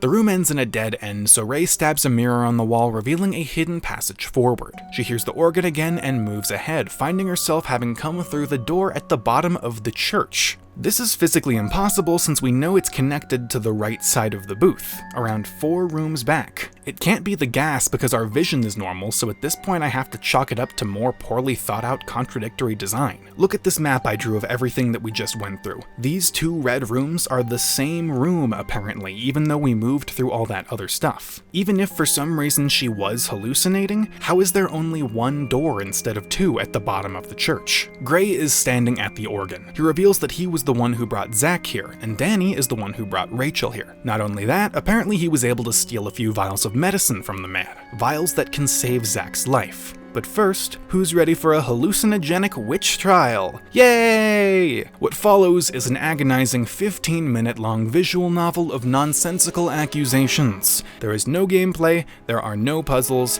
there is no boss. You just hit the Z button the entire time. Gray believes that Rachel is responsible for Danny's change in behavior. He believes that Zach, a serial killer, is a being as pure as snow, and that Rachel has tainted him with her wish to die. He tells her that she is being charged as a witch who has deceived his angels, the floor masters, the angels of death. He brings forth hallucinations of Kathy, Eddie, and Danny, who testify against her. I refuse to recount this infuriating slop in its entirety, so here is an abridged version. Where? I was outsmarted by a 13-year-old. Where? Kill her. She was mean to me. God says so. Where? Danny's testimony has a little more substance to it. He basically says that her soul cannot be saved because it consumes others due to her selfishness. This is in between lots of creepy eye talk, of course. And when he finally leaves the stand, he turns from his weird hallucination color palette into his normal one, so that might have actually been the real Danny? I'm not entirely sure, to be honest, and they don't explain it. Gray says that Rachel has been unable to refute any of the claims made against her, even though that's literally what she's been doing for this entire trial. He straps her to a cross to crucify her and burns her at the stake. Gray demands that she reveal her true nature as a witch, but even while being burned alive, Rachel continues to refute his baseless arguments. Rachel refutes his religious ramblings with her own religious ramblings, prompting Gray to tell her that her god isn't real. In fact, he believes himself to be the closest thing there is to a god in this building. As she burns alive, for some reason, Rachel begins to listen to this wacko. This man who's done nothing but lie to her, drug her, and level baseless accusations at her as a way of stroking his own ego. For some idiotic reason, she begins to believe that her god is not real, because that guy said so. Zach's knife falls from the ceiling, cutting through her ropes. She picks it up, claiming that her god is here after all. I don't exactly know what she means by this, but it's enough to dispel the hallucination. These two keep arguing about religion and how Rachel has chosen a new god. They both have such unwavering faith that they feel compelled to tear each other's religions down instead of accepting that people can have different beliefs. Rachel holds Gray at knife point, being led behind the bookshelf to a secret passage containing the medicine. She leaves Gray behind, returning to Zach. She stitches up his stomach, applying the medicine and bandaging him up. Zach asks her why she's going through so much trouble to help him. Rachel responds by telling Zach that he is her god. Okay, let me get this straight. She, this whole time, initially was just like, hi, I like my parents, and then she lost her will to live, and she's like, ah, beans, but still God, though, and Zach is like, I swear to God, I'll kill you. She's like, oh my goodness, it's the Lord. That's wonderful. Let's listen to you and follow you. She walks in, finds a crazy priest who claims that he is God and keeps drugging her and making her see illusions. For some reason, she believes him, saying that God is not real to her. And so instead she's like, well, I guess Zach is God now. Did I get that right? I think he just about covered it. Zach is really caught off guard by this. He's not comfortable with Rachel's claims, but he doesn't really have a response for them right now. She keeps stitching him up, but it hurts like crazy because she's being a bit rough, so Zach decides to use her new belief to ensure that she doesn't hurt him. Your God commands you to do a good job. And so she does. Zach is patched up and they exit the floor together. Using the elevator just beyond where the medicine was, our duo make their way to floor B1. As the elevator descends, Ray asks Zach about his burns. She got a better look at them after patching him up. Apparently, when he was a little kid, a man set him on fire, presumably his mother's lover. The only thing he remembers is retaliating by pouncing on the man and biting a chunk of his flesh out. Plot armor from a young age, eh, Zach? His mom wrapped him up and sent him off to an orphanage. We know the story from there. Ray reflects on how Zach hates lies. It reminds her of her memories of the murder. She begins to tell him something before deciding against it. The elevator stops moving and the door opens up. Zach leaves first, with Ray lagging behind. She can't tell him the truth. If he were to know the truth about her sinful past, he'll hate her forever. A sinful past? Who could have predicted that? Well, I guess there was the hiding the contents of her handbag from the player using a cloth, and casually sewing up a bird's injuries without flinching, and sewing a bisected bird back together after Zach killed it, and being called a betrayer over the intercom just like Zach, and Kathy referring to her as a sinner, and having a gun, and being labeled as corrupt and deceitful in the elevator puzzle, you know, that kind of thing. It's cool that there was a plot twist about Ray having a dark past, but the foreshadowing was pretty heavy-handed, taking away a lot of the impact. As Rachel examines the floor, it becomes increasingly familiar. She knows this place. She runs after Zach, attempting to stop him from entering the room at the end of the hall. This is the worst episode so far by a wide margin. The puzzles were no longer tedious time wasters, instead being replaced with some actually clever ideas. Unfortunately, the developer had no faith that the player would be able to solve them, making the characters state the solutions to each puzzle out loud, invalidating the point of having a puzzle in the first place. I hate Reverend Gray. He constantly talks without saying anything of substance, and when he finally does say things that are important, we learn that he's a closed-minded idiot throwing around assumptions and hurting people without any evidence to back up his actions. Someone throw him in a comment section of a public figure getting cancelled, he'd fit right in. If the goal was to make me hate him, that job was well done. Rachel's intelligence has been ridiculously inconsistent. I cannot fathom how someone intelligent enough to create a stagger-ignited bomb out of excess scrap is dumb enough to listen to the ramblings of someone who she knows is actively drugging her. Losing her faith in God so easily was just ridiculous, and she immediately replaced that God with a new one, Zach. That may be the writer attempting to show just how shallow Ray's faith is, but I'm not sure what the point of that is. Is her faith just a shield to give her comfort so she can allow Zach to kill her? If so, why not allow it to stay shattered? It could create some interesting character development for her. Instead, her God was quickly replaced and we just kinda moved on. All of the drug sequences have a disgusting filter over the top of them that makes it hard to see. It hurts my eyes to look at it. That combined with the same droning, looping song and the reuse of previous areas made this chapter drag on so much. The more I play this game, the more I come to the realization that this really should have been a book. The majority of my issues in the previous 2 episodes were based around game design, not the story. If Angels of Death were a book instead of a game, a lot of the issues would be gone. Not all of them. Zach's plot armor and many of the dialogue and backstory issues would still be there, but I think it would be a much more solid piece of media overall. That being said, Episode 3's plot would need to be entirely reworked. I have a lot of issues with the story in this episode, and because of that, I've written an alternate version of it. In this version, Ray would still find herself in the church with Zach leaned against the wall succumbing to his injuries. She would think about Dr. Danny's floor and how much medicine was there. If she could get back up there, she would be able to save Zach. Ray would ignore Zach's objections, making her way back down the floors. But on B3, she runs into a man stumbling down the hall, injured but alive.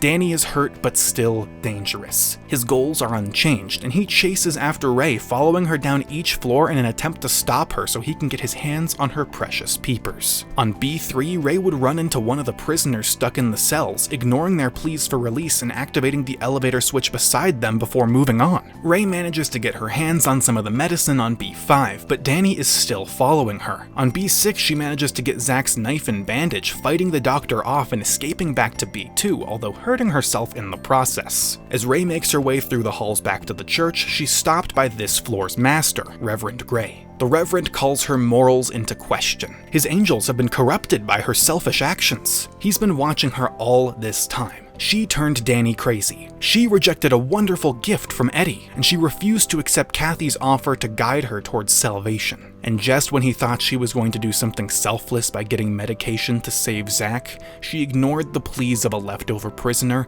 and harmed Danny once again. Also, her precious Zach will kill her. What a selfish girl she is. Ray counters this. She doesn't act only selfishly. She admits that she does desperately want to die by Zach's hand, but she also values the oath that they swore together. When Zach was drugged by Kathy and he tried to kill Ray, she brought him back to his senses for long enough to make sure that this isn't what he wanted. He wanted to kill her once they escaped the building, once she was happy and worthy of being felled by his blade. She fought desperately to survive despite lacking a will to live, all so that Zach would be happy too, so they could live up to both sides of their oath. If she were really selfish, would she have done all that? Despite this argument, Gray still insists that Rachel is a witch, refusing to let her get closer to Zach. He's in her way, and therefore he must be removed. Rachel will attempt to kill Gray using Zach's knife, but he will escape through his secret passage behind the bookcase. Ray will use her medicine and bandages to heal Zach's wounds. Zach will see Rachel as being more capable than he gave her credit for, and the two will enter the passageway behind the shelf, using the door to ascend to floor B1, where the game proceeds normally. This alternative version creates gameplay through attempting to escape Danny while still allowing Reverend Gray to accuse Rachel of being selfish. It addresses the fact that he has the equipment to monitor everyone and shows that he was creating his own narrative by ignoring Ray's more selfless actions throughout the game. It allows Ray to prove her worth to Zach, and it doesn't randomly turn him into her new god. This way she can maintain her motivation instead of losing it and immediately replacing it. Episode 4 is the final episode of this game. I really hope that the game turns back into an RPG Maker puzzle game instead of a surprise visual novel, and that the characters' stories are resolved in some kind of satisfying way. There are a lot of plot holes and stretches that are hard to turn a blind eye to, but I'm maintaining faith that the writer will be able to resolve it. Let's see if they pull it off. Ignoring Ray's pleas, Zach walks through the door at the end of the hallway. Ray panics, unable to figure out what to do, and resigning herself to slowly follow him inside. Zach is confused at the fact that this floor is replicating the inside of a house. He can't get Ray to respond to him, so he decides to take a look around, stumbling upon two bodies stitched together, slumped on a couch. Earlier, Ray mentioned that this place is familiar and that she cannot allow Zach to learn the sins of her past. Did she kill her parents and stitch them together? Ray finally speaks up, scolding Zach for going around touching stuff. Zach tries to get her to explain why she's been acting so weird since they left the elevator, but she ignores him, begging him to step away from the corpses and just kill her already. This is a stark contrast to her actions from earlier. Ray has been consistently loyal to both halves of their oath, but seeing this floor has shaken her up enough to cast that aside. Zach refuses to kill her before they get outside. Besides, that's not the look he wants to see on her face when he does it. Ray notices a Bible on the floor. Words echo through her head. God hates liars and the impure. Ray begins to scream. She needs to die as she is now, before Zach learns too much. He needs to kill her right away if he's truly her god. Ray's legs give out from under her. She collapses to the ground, unconscious. Zach ponders her behavior, moving the chimeric monstrosity to the ground to create room on the couch for Ray to sleep. He's frustrated that she finally has another look of despair on her face after all this time. It's no fun now that he actually cares about her. He now knows for sure that she was serious about considering him to be her god. It sickens him. Zach glances at the ground, noticing that some papers seem to have fallen from Ray's bag. Unfortunately, Zach still can't read. He can identify that the photos on the front of each page are pictures of himself and Ray respectively. These must be the resumes she found on floor B4. A slow and steady knocking comes from the door where they entered. Zach cautiously moves over to investigate, finding that a remote-controlled toy is repeatedly slamming itself into the door. He slashes the toy in two, stepping just far enough away from the door for Danny to slam it behind him, finally allowing for some precious alone time with Ray. Zach attempts to break the door down to no avail, with Danny taunting him the entire time. The doctor has everything he needs, both the girl and a way to exit this building. He tells Zach that this floor is the very essence of Ray. Zach should explore this floor and learn all about her. Then he can choose her fate. Depending on his choice, Danny will help him escape, but without Ray. With no other choice, Zach steadies his resolve to learn all he can about his friend. I'm blown away by the quality increase so far. Not only are the events and dialogue competent, but they're also incredibly interesting. The setup is so smart, forcing Zach to use his limited mental skills to solve puzzles all on his own, all so he can uncover Ray's past and learn who he's really grown so close to. We knew Danny had to be somewhere on this floor, and he's a clever guy, so I love the addition of him tricking Zach into leaving the room. He's Ray's counselor. He knows what happened to her in the past, and now he's gonna force Zach to learn too. If that information is one of the things that drove Danny mad, it makes sense that he would think that Zach would begin to agree with him upon learning the truth. This is really well thought out, and I'm excited to see where it goes. Also, I think it's safe to say that Ray is a floor master, but not the floor master of B7 like I originally thought. Zach walks down the hall towards a nearby staircase, accidentally activating a trap that launches several arrows at him. He dodges the projectiles, stumbling up the stairs and picking up a board with some text written on the front. Walking down from here prompts Zach to mention that the floor is extra squeaky in this area before giving us a save prompt. Man, oh man, I sure wonder what'll happen if we walk...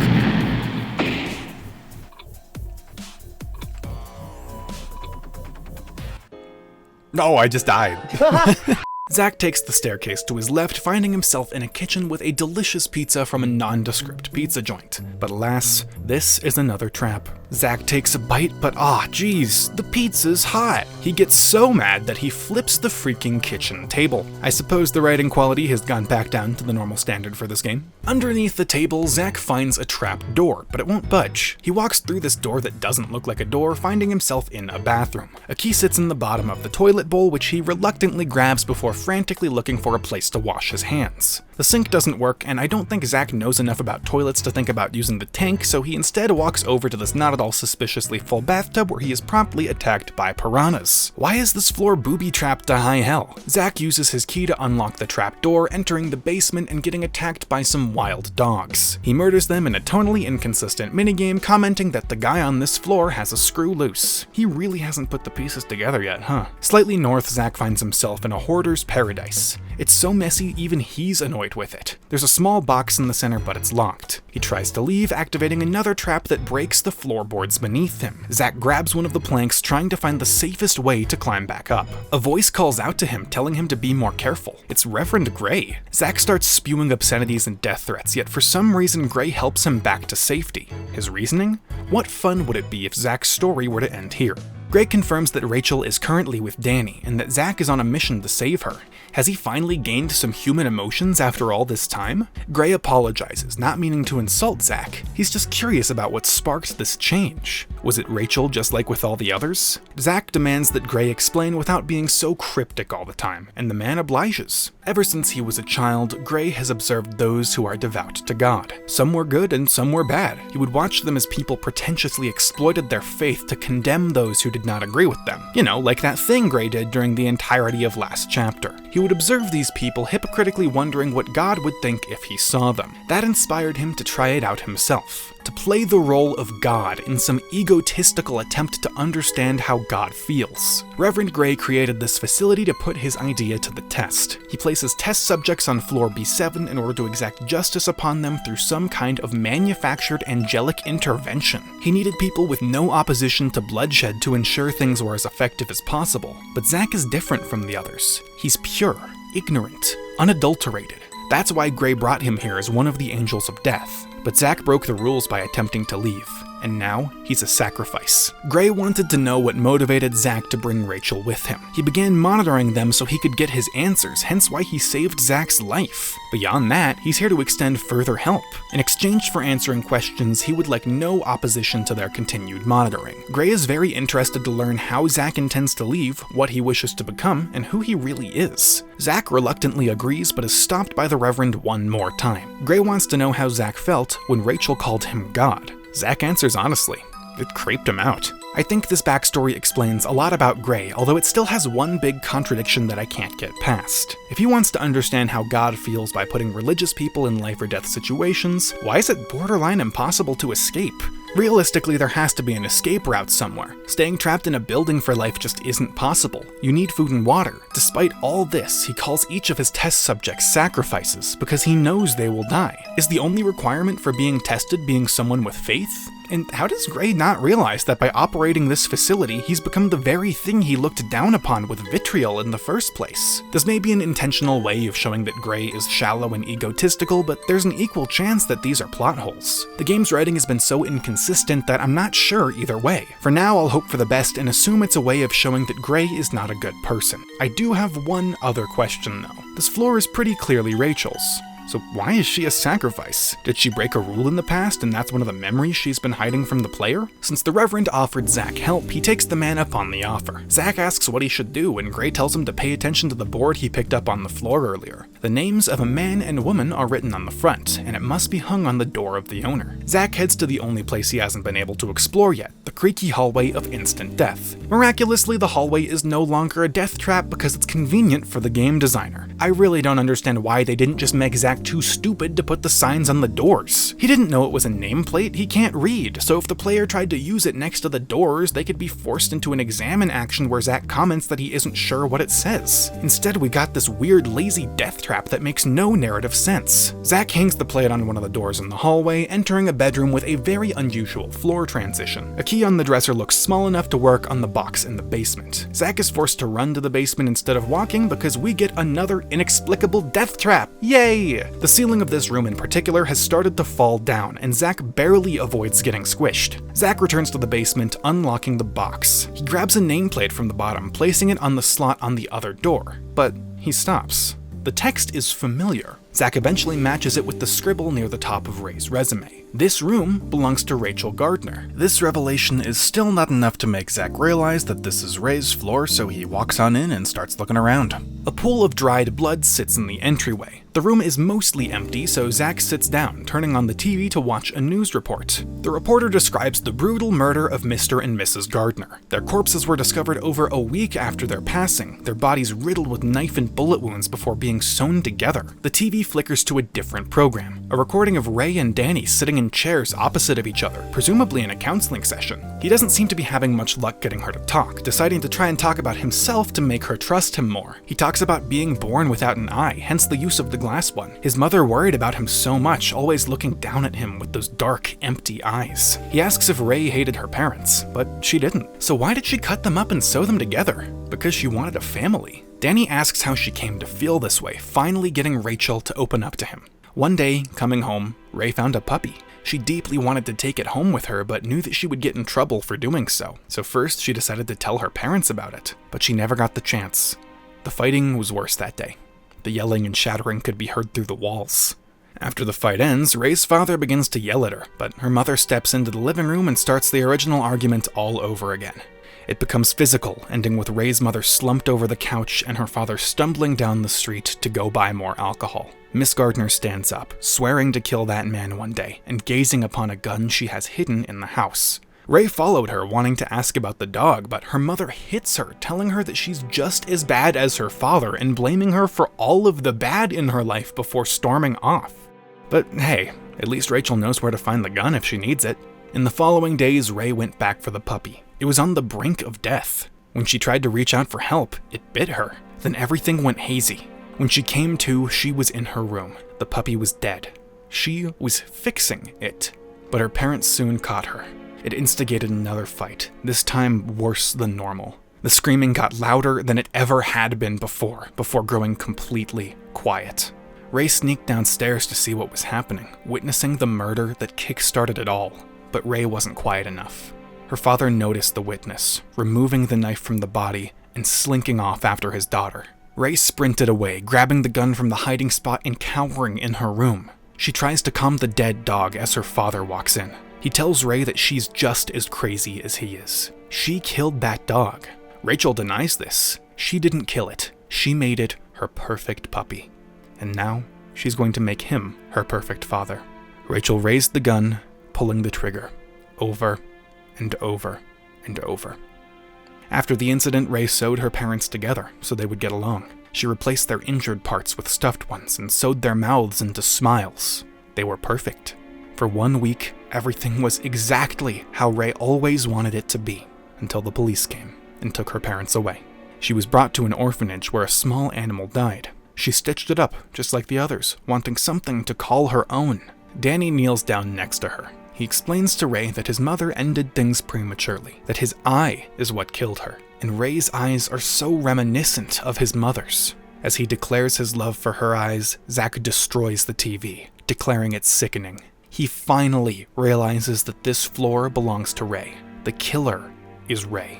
Zach leaves the room, determined to get Danny to let him in. This is a very tragic backstory, and I like it a lot. Ray grew up in a dysfunctional home, and her deepest wish was just to have a normal, loving family. When things finally reached their tipping point, Ray took things into her own hands to force her dream to come true. It's done fairly impactfully, all things considered. The only thing I would change is some of the dialogue. The content of her parents' argument is fine, but at least in the English translation, the way that they're said is a bit off. The dialogue randomly switches between drunken slurring and old-timey theater talk. We go from statements like, "When the time comes, that bastard'll blubber like a baby. He'll regret everything," to, "Your filthy hands have soiled even my own life. Your brain, body, and attitude are all soaked in booze." It's really inconsistent. Nobody talks like this. Am I crazy? Who speaks like this? I don't know. Now that we know more about Ray's past, I have a lot of questions. We know that Danny brought Ray over to the building. The Reverend stated this clearly, so why does she have her own floor? Why was she on B7 as a sacrifice instead of on B1 as an angel of death? Gray built this place, right? How did Reverend Gray replicate Rachel's house so accurately? It's not exact, the layout and size have some differences, but it's remarkably close. Was he somehow able to get access to the scene of a double homicide for long enough to be able to recreate it? How did Gray get her parents' bodies out of police custody and into the house replica? Why was Ray put into an orphanage after being found having spent a week playing with the corpses of her parents? It was also mentioned that she was placed under protective custody. Was she put there and interrogated, then moved to the orphanage later? If so, wouldn't it make more sense for Danny to have gone through the counseling with her before moving her to an orphanage with the other children? It's explicitly stated during her counseling session, the first session where he gets her to open up, that she has already spent enough time at the orphanage to sew up a dead animal. It seems to have been common knowledge that Ray was the one to stitch up her parents, so who in their right mind would put a kid like that around other kids without therapy first? Furthermore, how was Danny even outside of the facility to provide therapy in the first place? Doesn't that break the rules of the building, making him a sacrifice as well? Heck, he did that by chasing after Rachel too. How would he have learned about Rachel and brought her to the facility without breaking Reverend Gray's rules? Finally, how did Ray lose her memories? Hopefully we'll get some answers by the end of this episode. Conveniently, the door to the living room where Ray sleeps is inexplicably unlocked and unguarded. Danny is nowhere to be found, and Zach can casually walk up to Ray. Somehow, after sleeping through all of the yelling and door slamming earlier, Zach's casual, "Hey, wake up," is enough to immediately wake Ray. Zach asks her for an honest answer. Is Ray going to kill the people who come to this floor? She doesn't respond. Zach steps closer, only for Danny to shoot a bullet between the two of them to force them apart. Why was he hiding? Danny reveals that Zach knows the truth about Ray's past. Ray finally answers Zach, saying that she won't kill him. Danny freaks out and tells her not to lie. He explains that he insisted she be the resident of B1 after learning her story during their therapy sessions. The Reverend wasn't convinced, but agreed to let her at least stay on the floor, I guess? But Ray's spirit was shattered, and she found herself spending all her time reading the Bible on the floor. The Reverend refused to let Danny assign her as the floor's master, supposedly for being corrupt. Ray's time spent reading that Bible convinced her that if she assumed the guise of a normal person, she could die without consequence. Danny insists that no matter how much she hid behind the Bible, she could never deceive her true self. The doctor fires a bullet next to Zach, grabbing his attention and giving him two choices: die here or relinquish his status as Ray's god, leaving the building alone. Ray can never return to the normal world. She's too far gone.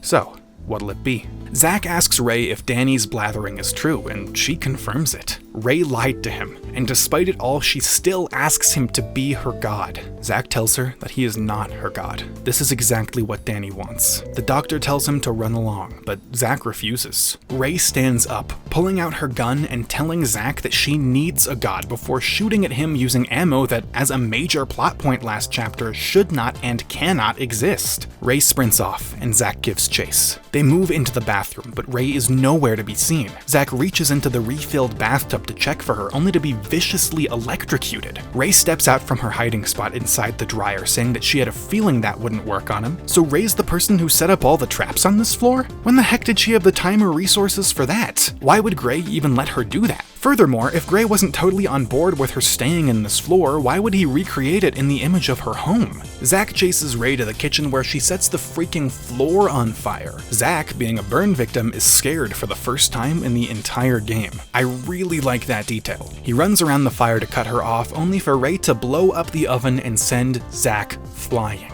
How did she have the time to set that up? Zach actually threatens Ray, sprinting down the hall after her.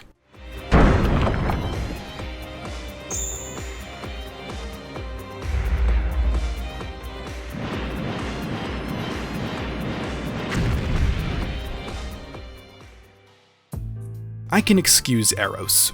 I can excuse piranhas and snapping floors. I can excuse electricity and exploding ovens and maybe even a poorly secured ceiling. But an Indiana Jones-style gigantic boulder flying through the second story of a house? What the hell is going on with all these death traps? Why are they here? Who's activating them? We know Ray is behind at least 3 of them, but she was unconscious for all the other ones. And even for the ones we know are her, how could she possibly have set them up and executed them? I quite literally cannot think of a single reasonable explanation for all of this happening. Zach confronts Ray in her room. She levels her gun at him. Zach is unfazed. He makes an offer. If she's gonna kill him, how about he kills her first? Ray lowers the gun, but tells him that things can't be like that anymore. It was useless from the very...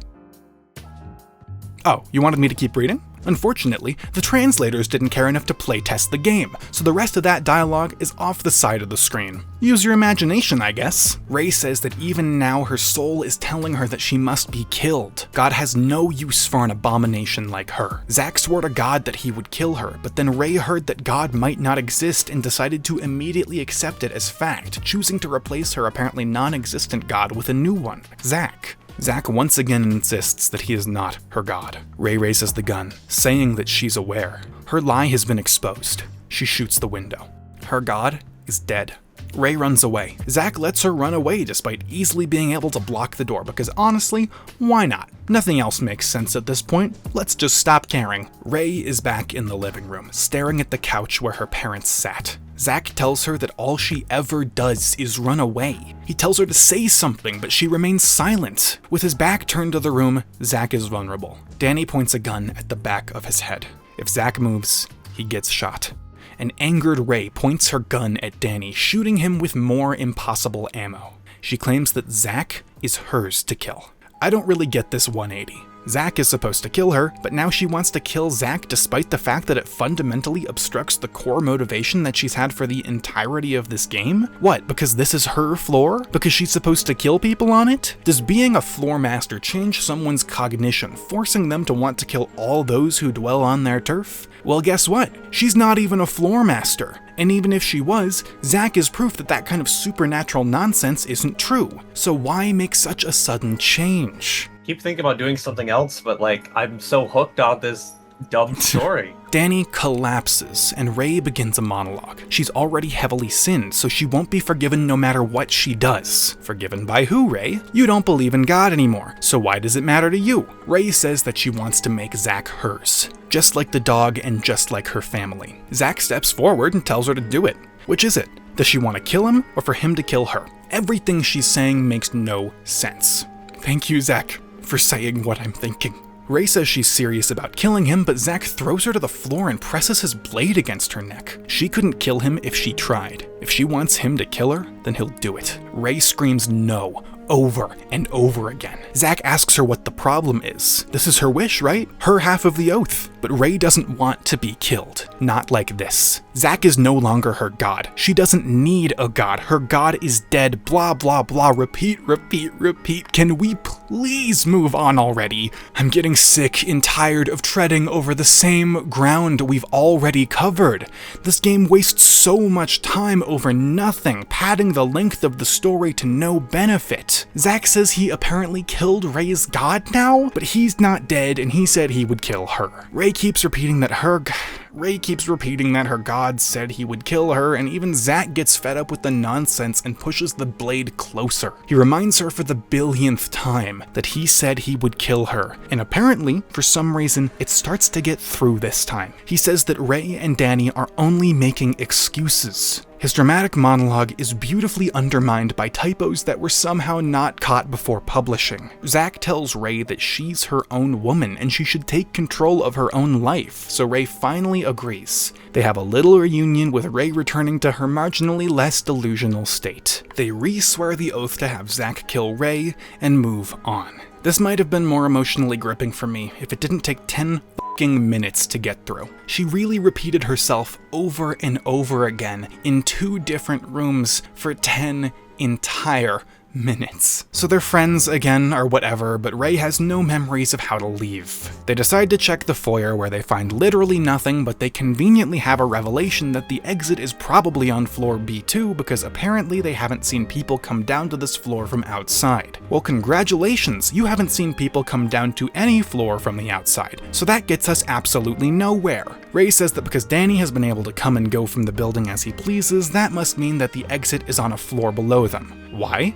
Great question. They never explain. After all of that reasoning, Ray pulls a semi-reasonable explanation out of left field. She was the last person to get a floor, but people still had to come and go from the building, so B2 is probably the actual ground floor. We could have skipped the entire first 2/3 of that discussion without changing the story at all, but instead we got some more useless padding. Ray says that the switch to activate the elevator is in the basement, and she requests to go alone because it's embarrassing. What's so embarrassing to Ray? Probably the writing of this game, if I had to guess. Rachel runs into Reverend Gray in the basement. She tries to pull her gun on him, but oopsie daisy, she seems to have dropped it somewhere. Whoa. Gray says that all he wishes to do is ask Rachel some questions. Here is an abridged version of that conversation to save time, because I am losing the capacity to care about these useless back and forths after so many hours of doing nothing but hitting the Z button in something that is supposed to be an RPG. So, Zach wasn't your god? Yeah. Can you truly accept that? Yeah, we're both normal people. Aw, who's a good girl? She's a little more sane now. Yes, she is. Yes, she is. Anywho, as long as you're confident your oath will 100% be true, that's the same as an oath with God, right? I guess so. Rad. So you don't need a god anymore, but still want to kick the bucket? Yeah, but like, why? Nobody will ever forgive me, myself included, so why keep going? Huh, so who are you, Rachel? Please shut the fuck up and stop repeating yourself, you repugnant purple rat. I am me. So you aren't an angel or a witch? I'm leaving now. Okay, where's the door out? I'm not telling. Would you do it for a Scooby snack? No. What if I say pretty please? Okay, you win. Go behind the glass window on B2. Ray and Zach grab Ray's gun from the floor, but it's broken, probably at the hands of the now missing Dr. Danny. They go back to floor B2 and break the window, following the secret passage to a giant staircase leading towards the exit. They slowly walk up, chatting and mostly ignoring the fact that there is a deranged doctor with a gun still in the building. Zach gives her the rusty knife again as protection, but that's about it. They just kind of keep meandering up the stairs. After a while, an alarm goes off and the speakers say that the building is going to self-destruct. They stand still and don't move while it happens instead of making any attempt to run. There's fire everywhere and Zach is paralyzed with fear, but he's the only one who can break through the debris with his ridiculous strength. Ray picks up the burning debris, tossing it aside so Zach can break through the non-burning debris. From that point onwards, she easily leads Zach through a safe path that allows him to break the weaker parts of the debris, all while doing his stupid chipmunk laugh. They find a giant hole in the stairs, implying that instead of carving the stairs out of the earth, they made a big tall hallway and then added stairs to it for some reason. There are also flames that disappear and reappear for no reason, and they have to dodge between them. One of the pieces of rubble Zach was going to break catches on fire, but before Ray can move it out of the way for him, Zach powers through and destroys it himself. Fire be damned. Character development. Most of the rubble he's been destroying has been made of wood, hence the ability for it to catch on fire, but before long, they run into a stretch of purely concrete rubble. Zach's scythe can't cut through that. Okay, never mind, Zach brute forces it and destroys his scythe in the process. As they reach the very top of the staircase, it collapses behind them, cutting them off from the rest of the facility. As they spot the exit, Zach excitedly makes his way over, but Ray stops him. She makes sure that Zach really will kill her once they're outside. Her desire remains unchanged. if possible, she wants Zach to share the same desire. The thought of dying makes her feel empty, but the thought of Zach truly wanting to kill her makes her feel happy. Zach giving her the knife caused her to start wondering. Zach tells her that the only reason he gave her that knife was so she could survive long enough for him to kill her. Before that, he didn't do a single thing for anyone else, except for burying the bodies for the owners of the orphanage and helping to solve puzzles and repeatedly saving Ray's life, and Zach says there's no way he would ever swear an oath for something he doesn't desire. When the time comes, Ray better be ready to make a face worth killing. The two walk to the exit and a gunshot rings out. Ray crumples to the floor in a pool of blood. Danny crawls out from underneath whatever the heck this is supposed to be, a trail of blood forming behind him. He announces that he was the one who blew up the building. How fun! What's more fun is imagining Danny, a man with a severe gunshot wound, somehow not only surviving his injuries despite still bleeding profusely right now, slowly climbing up several hundred stairs without leaving a trail of blood. Oh wait, did I say fun? I meant fun, dementally flawed. This is not possible, and it only exists to create extra drama right at the end of the game. But Angels of Death thrives off of lazy writing and padding, so I'm not surprised. Danny shoots in Zach's direction, and honestly, I can't even tell if he hits him or if Zach just kneels down to make himself smaller. He turns to Ray, who is apologizing for making a promise she couldn't keep. Danny absolutely shoots Zach a second time around, forcing the man to the ground. Danny laughs, asking the two how it feels to have their only dream so thoroughly crushed. Ray and Zach ignore him, sharing some final words together that would be far more touching if the events leading up to these gunshots weren't so poorly written. Danny says there's nothing more entertaining than a helpless monster, and Ray finally responds to him. Zach is not a monster or a god. He's a normal human being. That's why he survived the electric chair, and the poison, and the stomach wound, and the... Ray says that Zach is just a human, so there's no need for him to devote himself to her. Danny gets pissed off that Ray suddenly doesn't consider devotion important, especially after all he did for her by making that floor of the building. Why is Zach so important? Because of their ridiculous oath? Well, Danny took that oath away. Ray claims that no one can take their oath away, even if it's never fulfilled. She tells Zach that she will bear their oath, so he shouldn't think of himself as a liar. Then, she closes her eyes and stops moving. The fire spreads to the top floor, even though nothing here appears to be flammable. Danny moves forward to kill them both, but his gun is shot out of his hand. The camera pans up to a crossbow-wielding Reverend Gray, who claims that Danny has taken his indulgence too far. If it felt like a stretch that Danny managed to climb this staircase while severely injured and without leaving behind a trail of blood, it feels like even more of a stretch that Reverend Gray is here. We left him behind and beelined to the stairs. How did he get here faster than us? Was there another quicker passageway up? If there was, and we got him to tell us the way to the exit, why wouldn't he have just pointed us towards that passageway? So no, there was no other passage. That wouldn't make any sense. This is another teleporting character that exists to create cheap drama. Gray shoots Danny using his crossbow, telling Zach that Rachel is still alive. He can tell, I guess. If Zach can get her outside, she'll be safe. Is this chick immortal or something? That's rich coming from Zach, who ignores his own bullet wounds and carries Ray outside. Danny begs Gray for an answer. Why? After all the doctor did to help this facility, why would Gray stop him? Gray explains that he used to think that Zach was an angel, a pure being, but that has faded. Zach's blade is broken, and with it, he has now become human. To think the one who showed him that was the one who he condemned as a witch. Gray's experiment is over. He saw what he needed to, and now this will be his atonement. They talk some more, we get another typo that really should have been caught, and the building is destroyed, with both men still inside. Zach carries Ray through the front door of the building, finding himself in the middle of a city. Sirens begin to blare as the authorities arrive on the scene. Zach reminds Ray of their oath before giving himself up to the authorities. In the epilogue, a news report claims that Ray was taken back into protective custody. Zach was charged with her kidnapping, which he vehemently denies. Only one body was found in the remains of the building, presumably that of Danny. After Ray woke up and gave a statement claiming that Zach did not kidnap her, she was transferred to rehab, supposedly for exhibiting signs of mental delirium. Soon after, Zach was sentenced to death. The moon cycled during that explanation, and by my count, that means that Zach was sentenced to death only 7 months after the escape. We cut to Ray in a counseling session. She claims to be sleeping well and doing fine, but the doctors clearly don't trust her. They won't even let her walk back to her room alone. Despite all that, they acknowledge that she's improved quite a lot. She's no longer obsessed with the serial killer Isaac Foster. The doctor isn't really supposed to share this, but she thinks it'll be good for Ray to hear.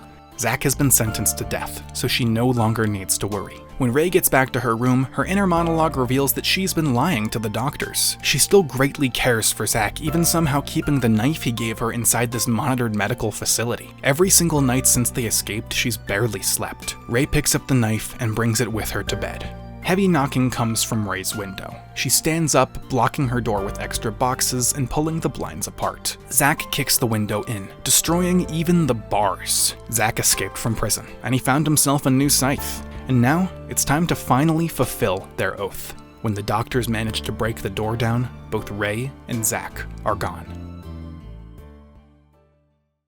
I don't like being negative. There's already too much negativity in the world, so whenever I make a video, I choose a game that I think I'm going to like. Most of the time, even if a game has issues, I can find a lot of positives to talk about. But Angels of Death broke me. The concept of this game is fascinating. I love the idea behind this facility being a research station for Reverend Grey, where he, through his lunacy, forces innocent people to become victims of a sick death game to see how they'll behave. I like quite a few of the characters too. Rachel and Zach are very interesting, and while the villains really got on my nerves, that's the whole point. The art was fairly cute, and the environments looked nice, and that's the gist of the good. Unfortunately, now we need to discuss the bad. The majority of the time, the puzzles in this game aren't clever or interesting in any way. Some puzzles require you to try every single possible incorrect option before even giving you access to the correct solution. Later puzzles improved fundamentally, but the developer didn't trust the player to be able to solve them, undermining the improvement by making the characters state the solutions out loud instead of letting the player solve the puzzle on their own. The game's mechanics don't stay consistent. When using items, 43% of the time you need to examine the thing you want to use an item on while the item is in your inventory. 57% of the time you need to stand next to the thing you want to use an item on before opening your inventory and selecting it manually. I counted each interaction in my entire playthrough and did the math. This mechanical inconsistency punishes the player, wasting their time during puzzles and forcing them to randomly guess what method to use every single time they want to use an item throughout the entire duration of the game.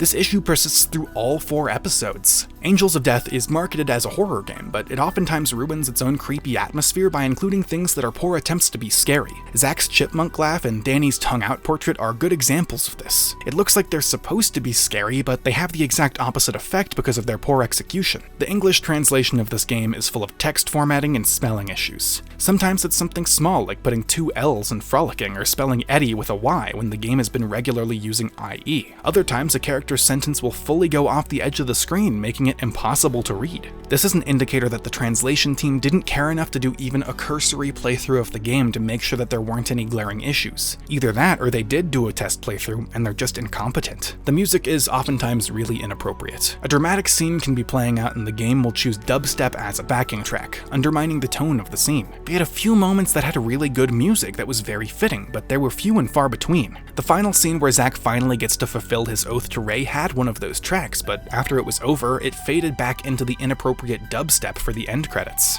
Zach should be dead. No ifs, ands, or buts. He's explicitly stated to be a normal human being, yet he somehow survives being strapped into an active electric chair for several minutes, injecting himself with a deadly toxin, slicing his own stomach open with a scythe, getting a full-body electrocution in a pool of water, getting thrown across the room due to a giant explosion, and getting shot with a handgun. Each time these things happened, he just walked it all off. Even the scythe wound took a hot minute to cause him any problems. He was able to kill someone, solve a puzzle, and hold a full conversation before it finally caught up to him, although that could maybe be chalked up to adrenaline. Overall, he should have died 6 times during this game, or conservatively 5 if you want to argue that the vitamins combated the drug. The story is an inconsistent mess full of unanswered questions and plot holes. The base concept is interesting, but many of the details in between don't make any sense when you think about it for more than a few minutes. I mean, seriously, episode 3 was such a poorly made mess that I literally made an entire section of this video dedicated to rewriting it. At certain points, the game's plot is so ridiculous that the characters literally teleport in impossible ways for the sake of adding extra scenes. It feels as though the developer had a rough outline of all the things they wanted to happen in their story, but they didn't always have a good way of getting from point to point. The majority of the issues with Angels of Death come from the gameplay and execution, which leads me to believe that this story should not have been an RPG Maker horror game. Angels of Death would have worked much better as a novel, comic, or show. If the developer was truly set on making this story into a game, it should have been a visual novel, because despite being an RPG,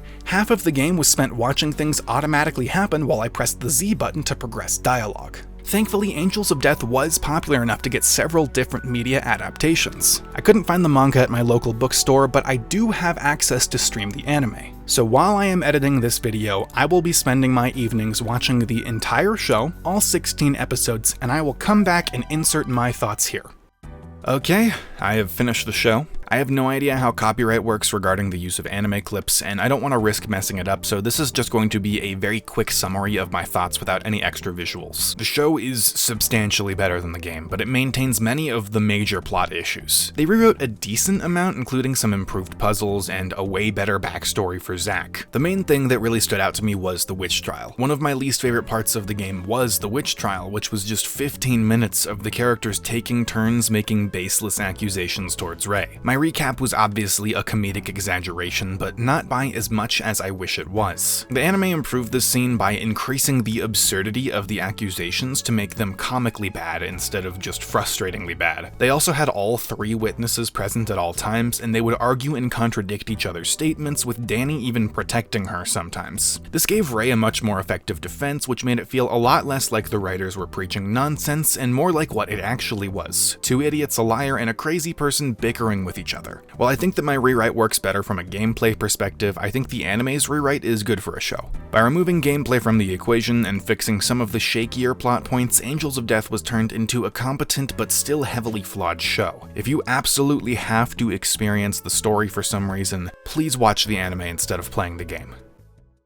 Now finally, before I sign things off, we unfortunately do have to sit down in the timeout corner for a little bit so we can talk about your behavior. Most of the time, my comment sections are full of people sharing their opinions and other information about the video topic, as well as some constructive criticism. And that's exactly what I want to see underneath videos like mine. But the last time I made a critical review of a game that most people enjoyed, things were a bit different. I don't really care if people get worked up enough at me sharing my opinion on a video game to leave a comment telling me to go off myself. That's just what happens when you make videos online. I've made peace with it. What I don't want to see in the comments today that I saw last time is viewers attacking each other. It's just a video game, guys. It's not the end of the world if a bunch of strangers online don't agree with your opinion on it. Things are pretty low stakes. Try and have some meaningful discussions instead of just yelling at each other. I promise you, it'll make you a lot more happy. To the people who actually keep things respectful and constructive with each other in the comments, you are the people who I make these videos for. Form your own opinions, ask questions, keep it civil, and stay awesome. I hope to see you all again. Have a great rest of your day.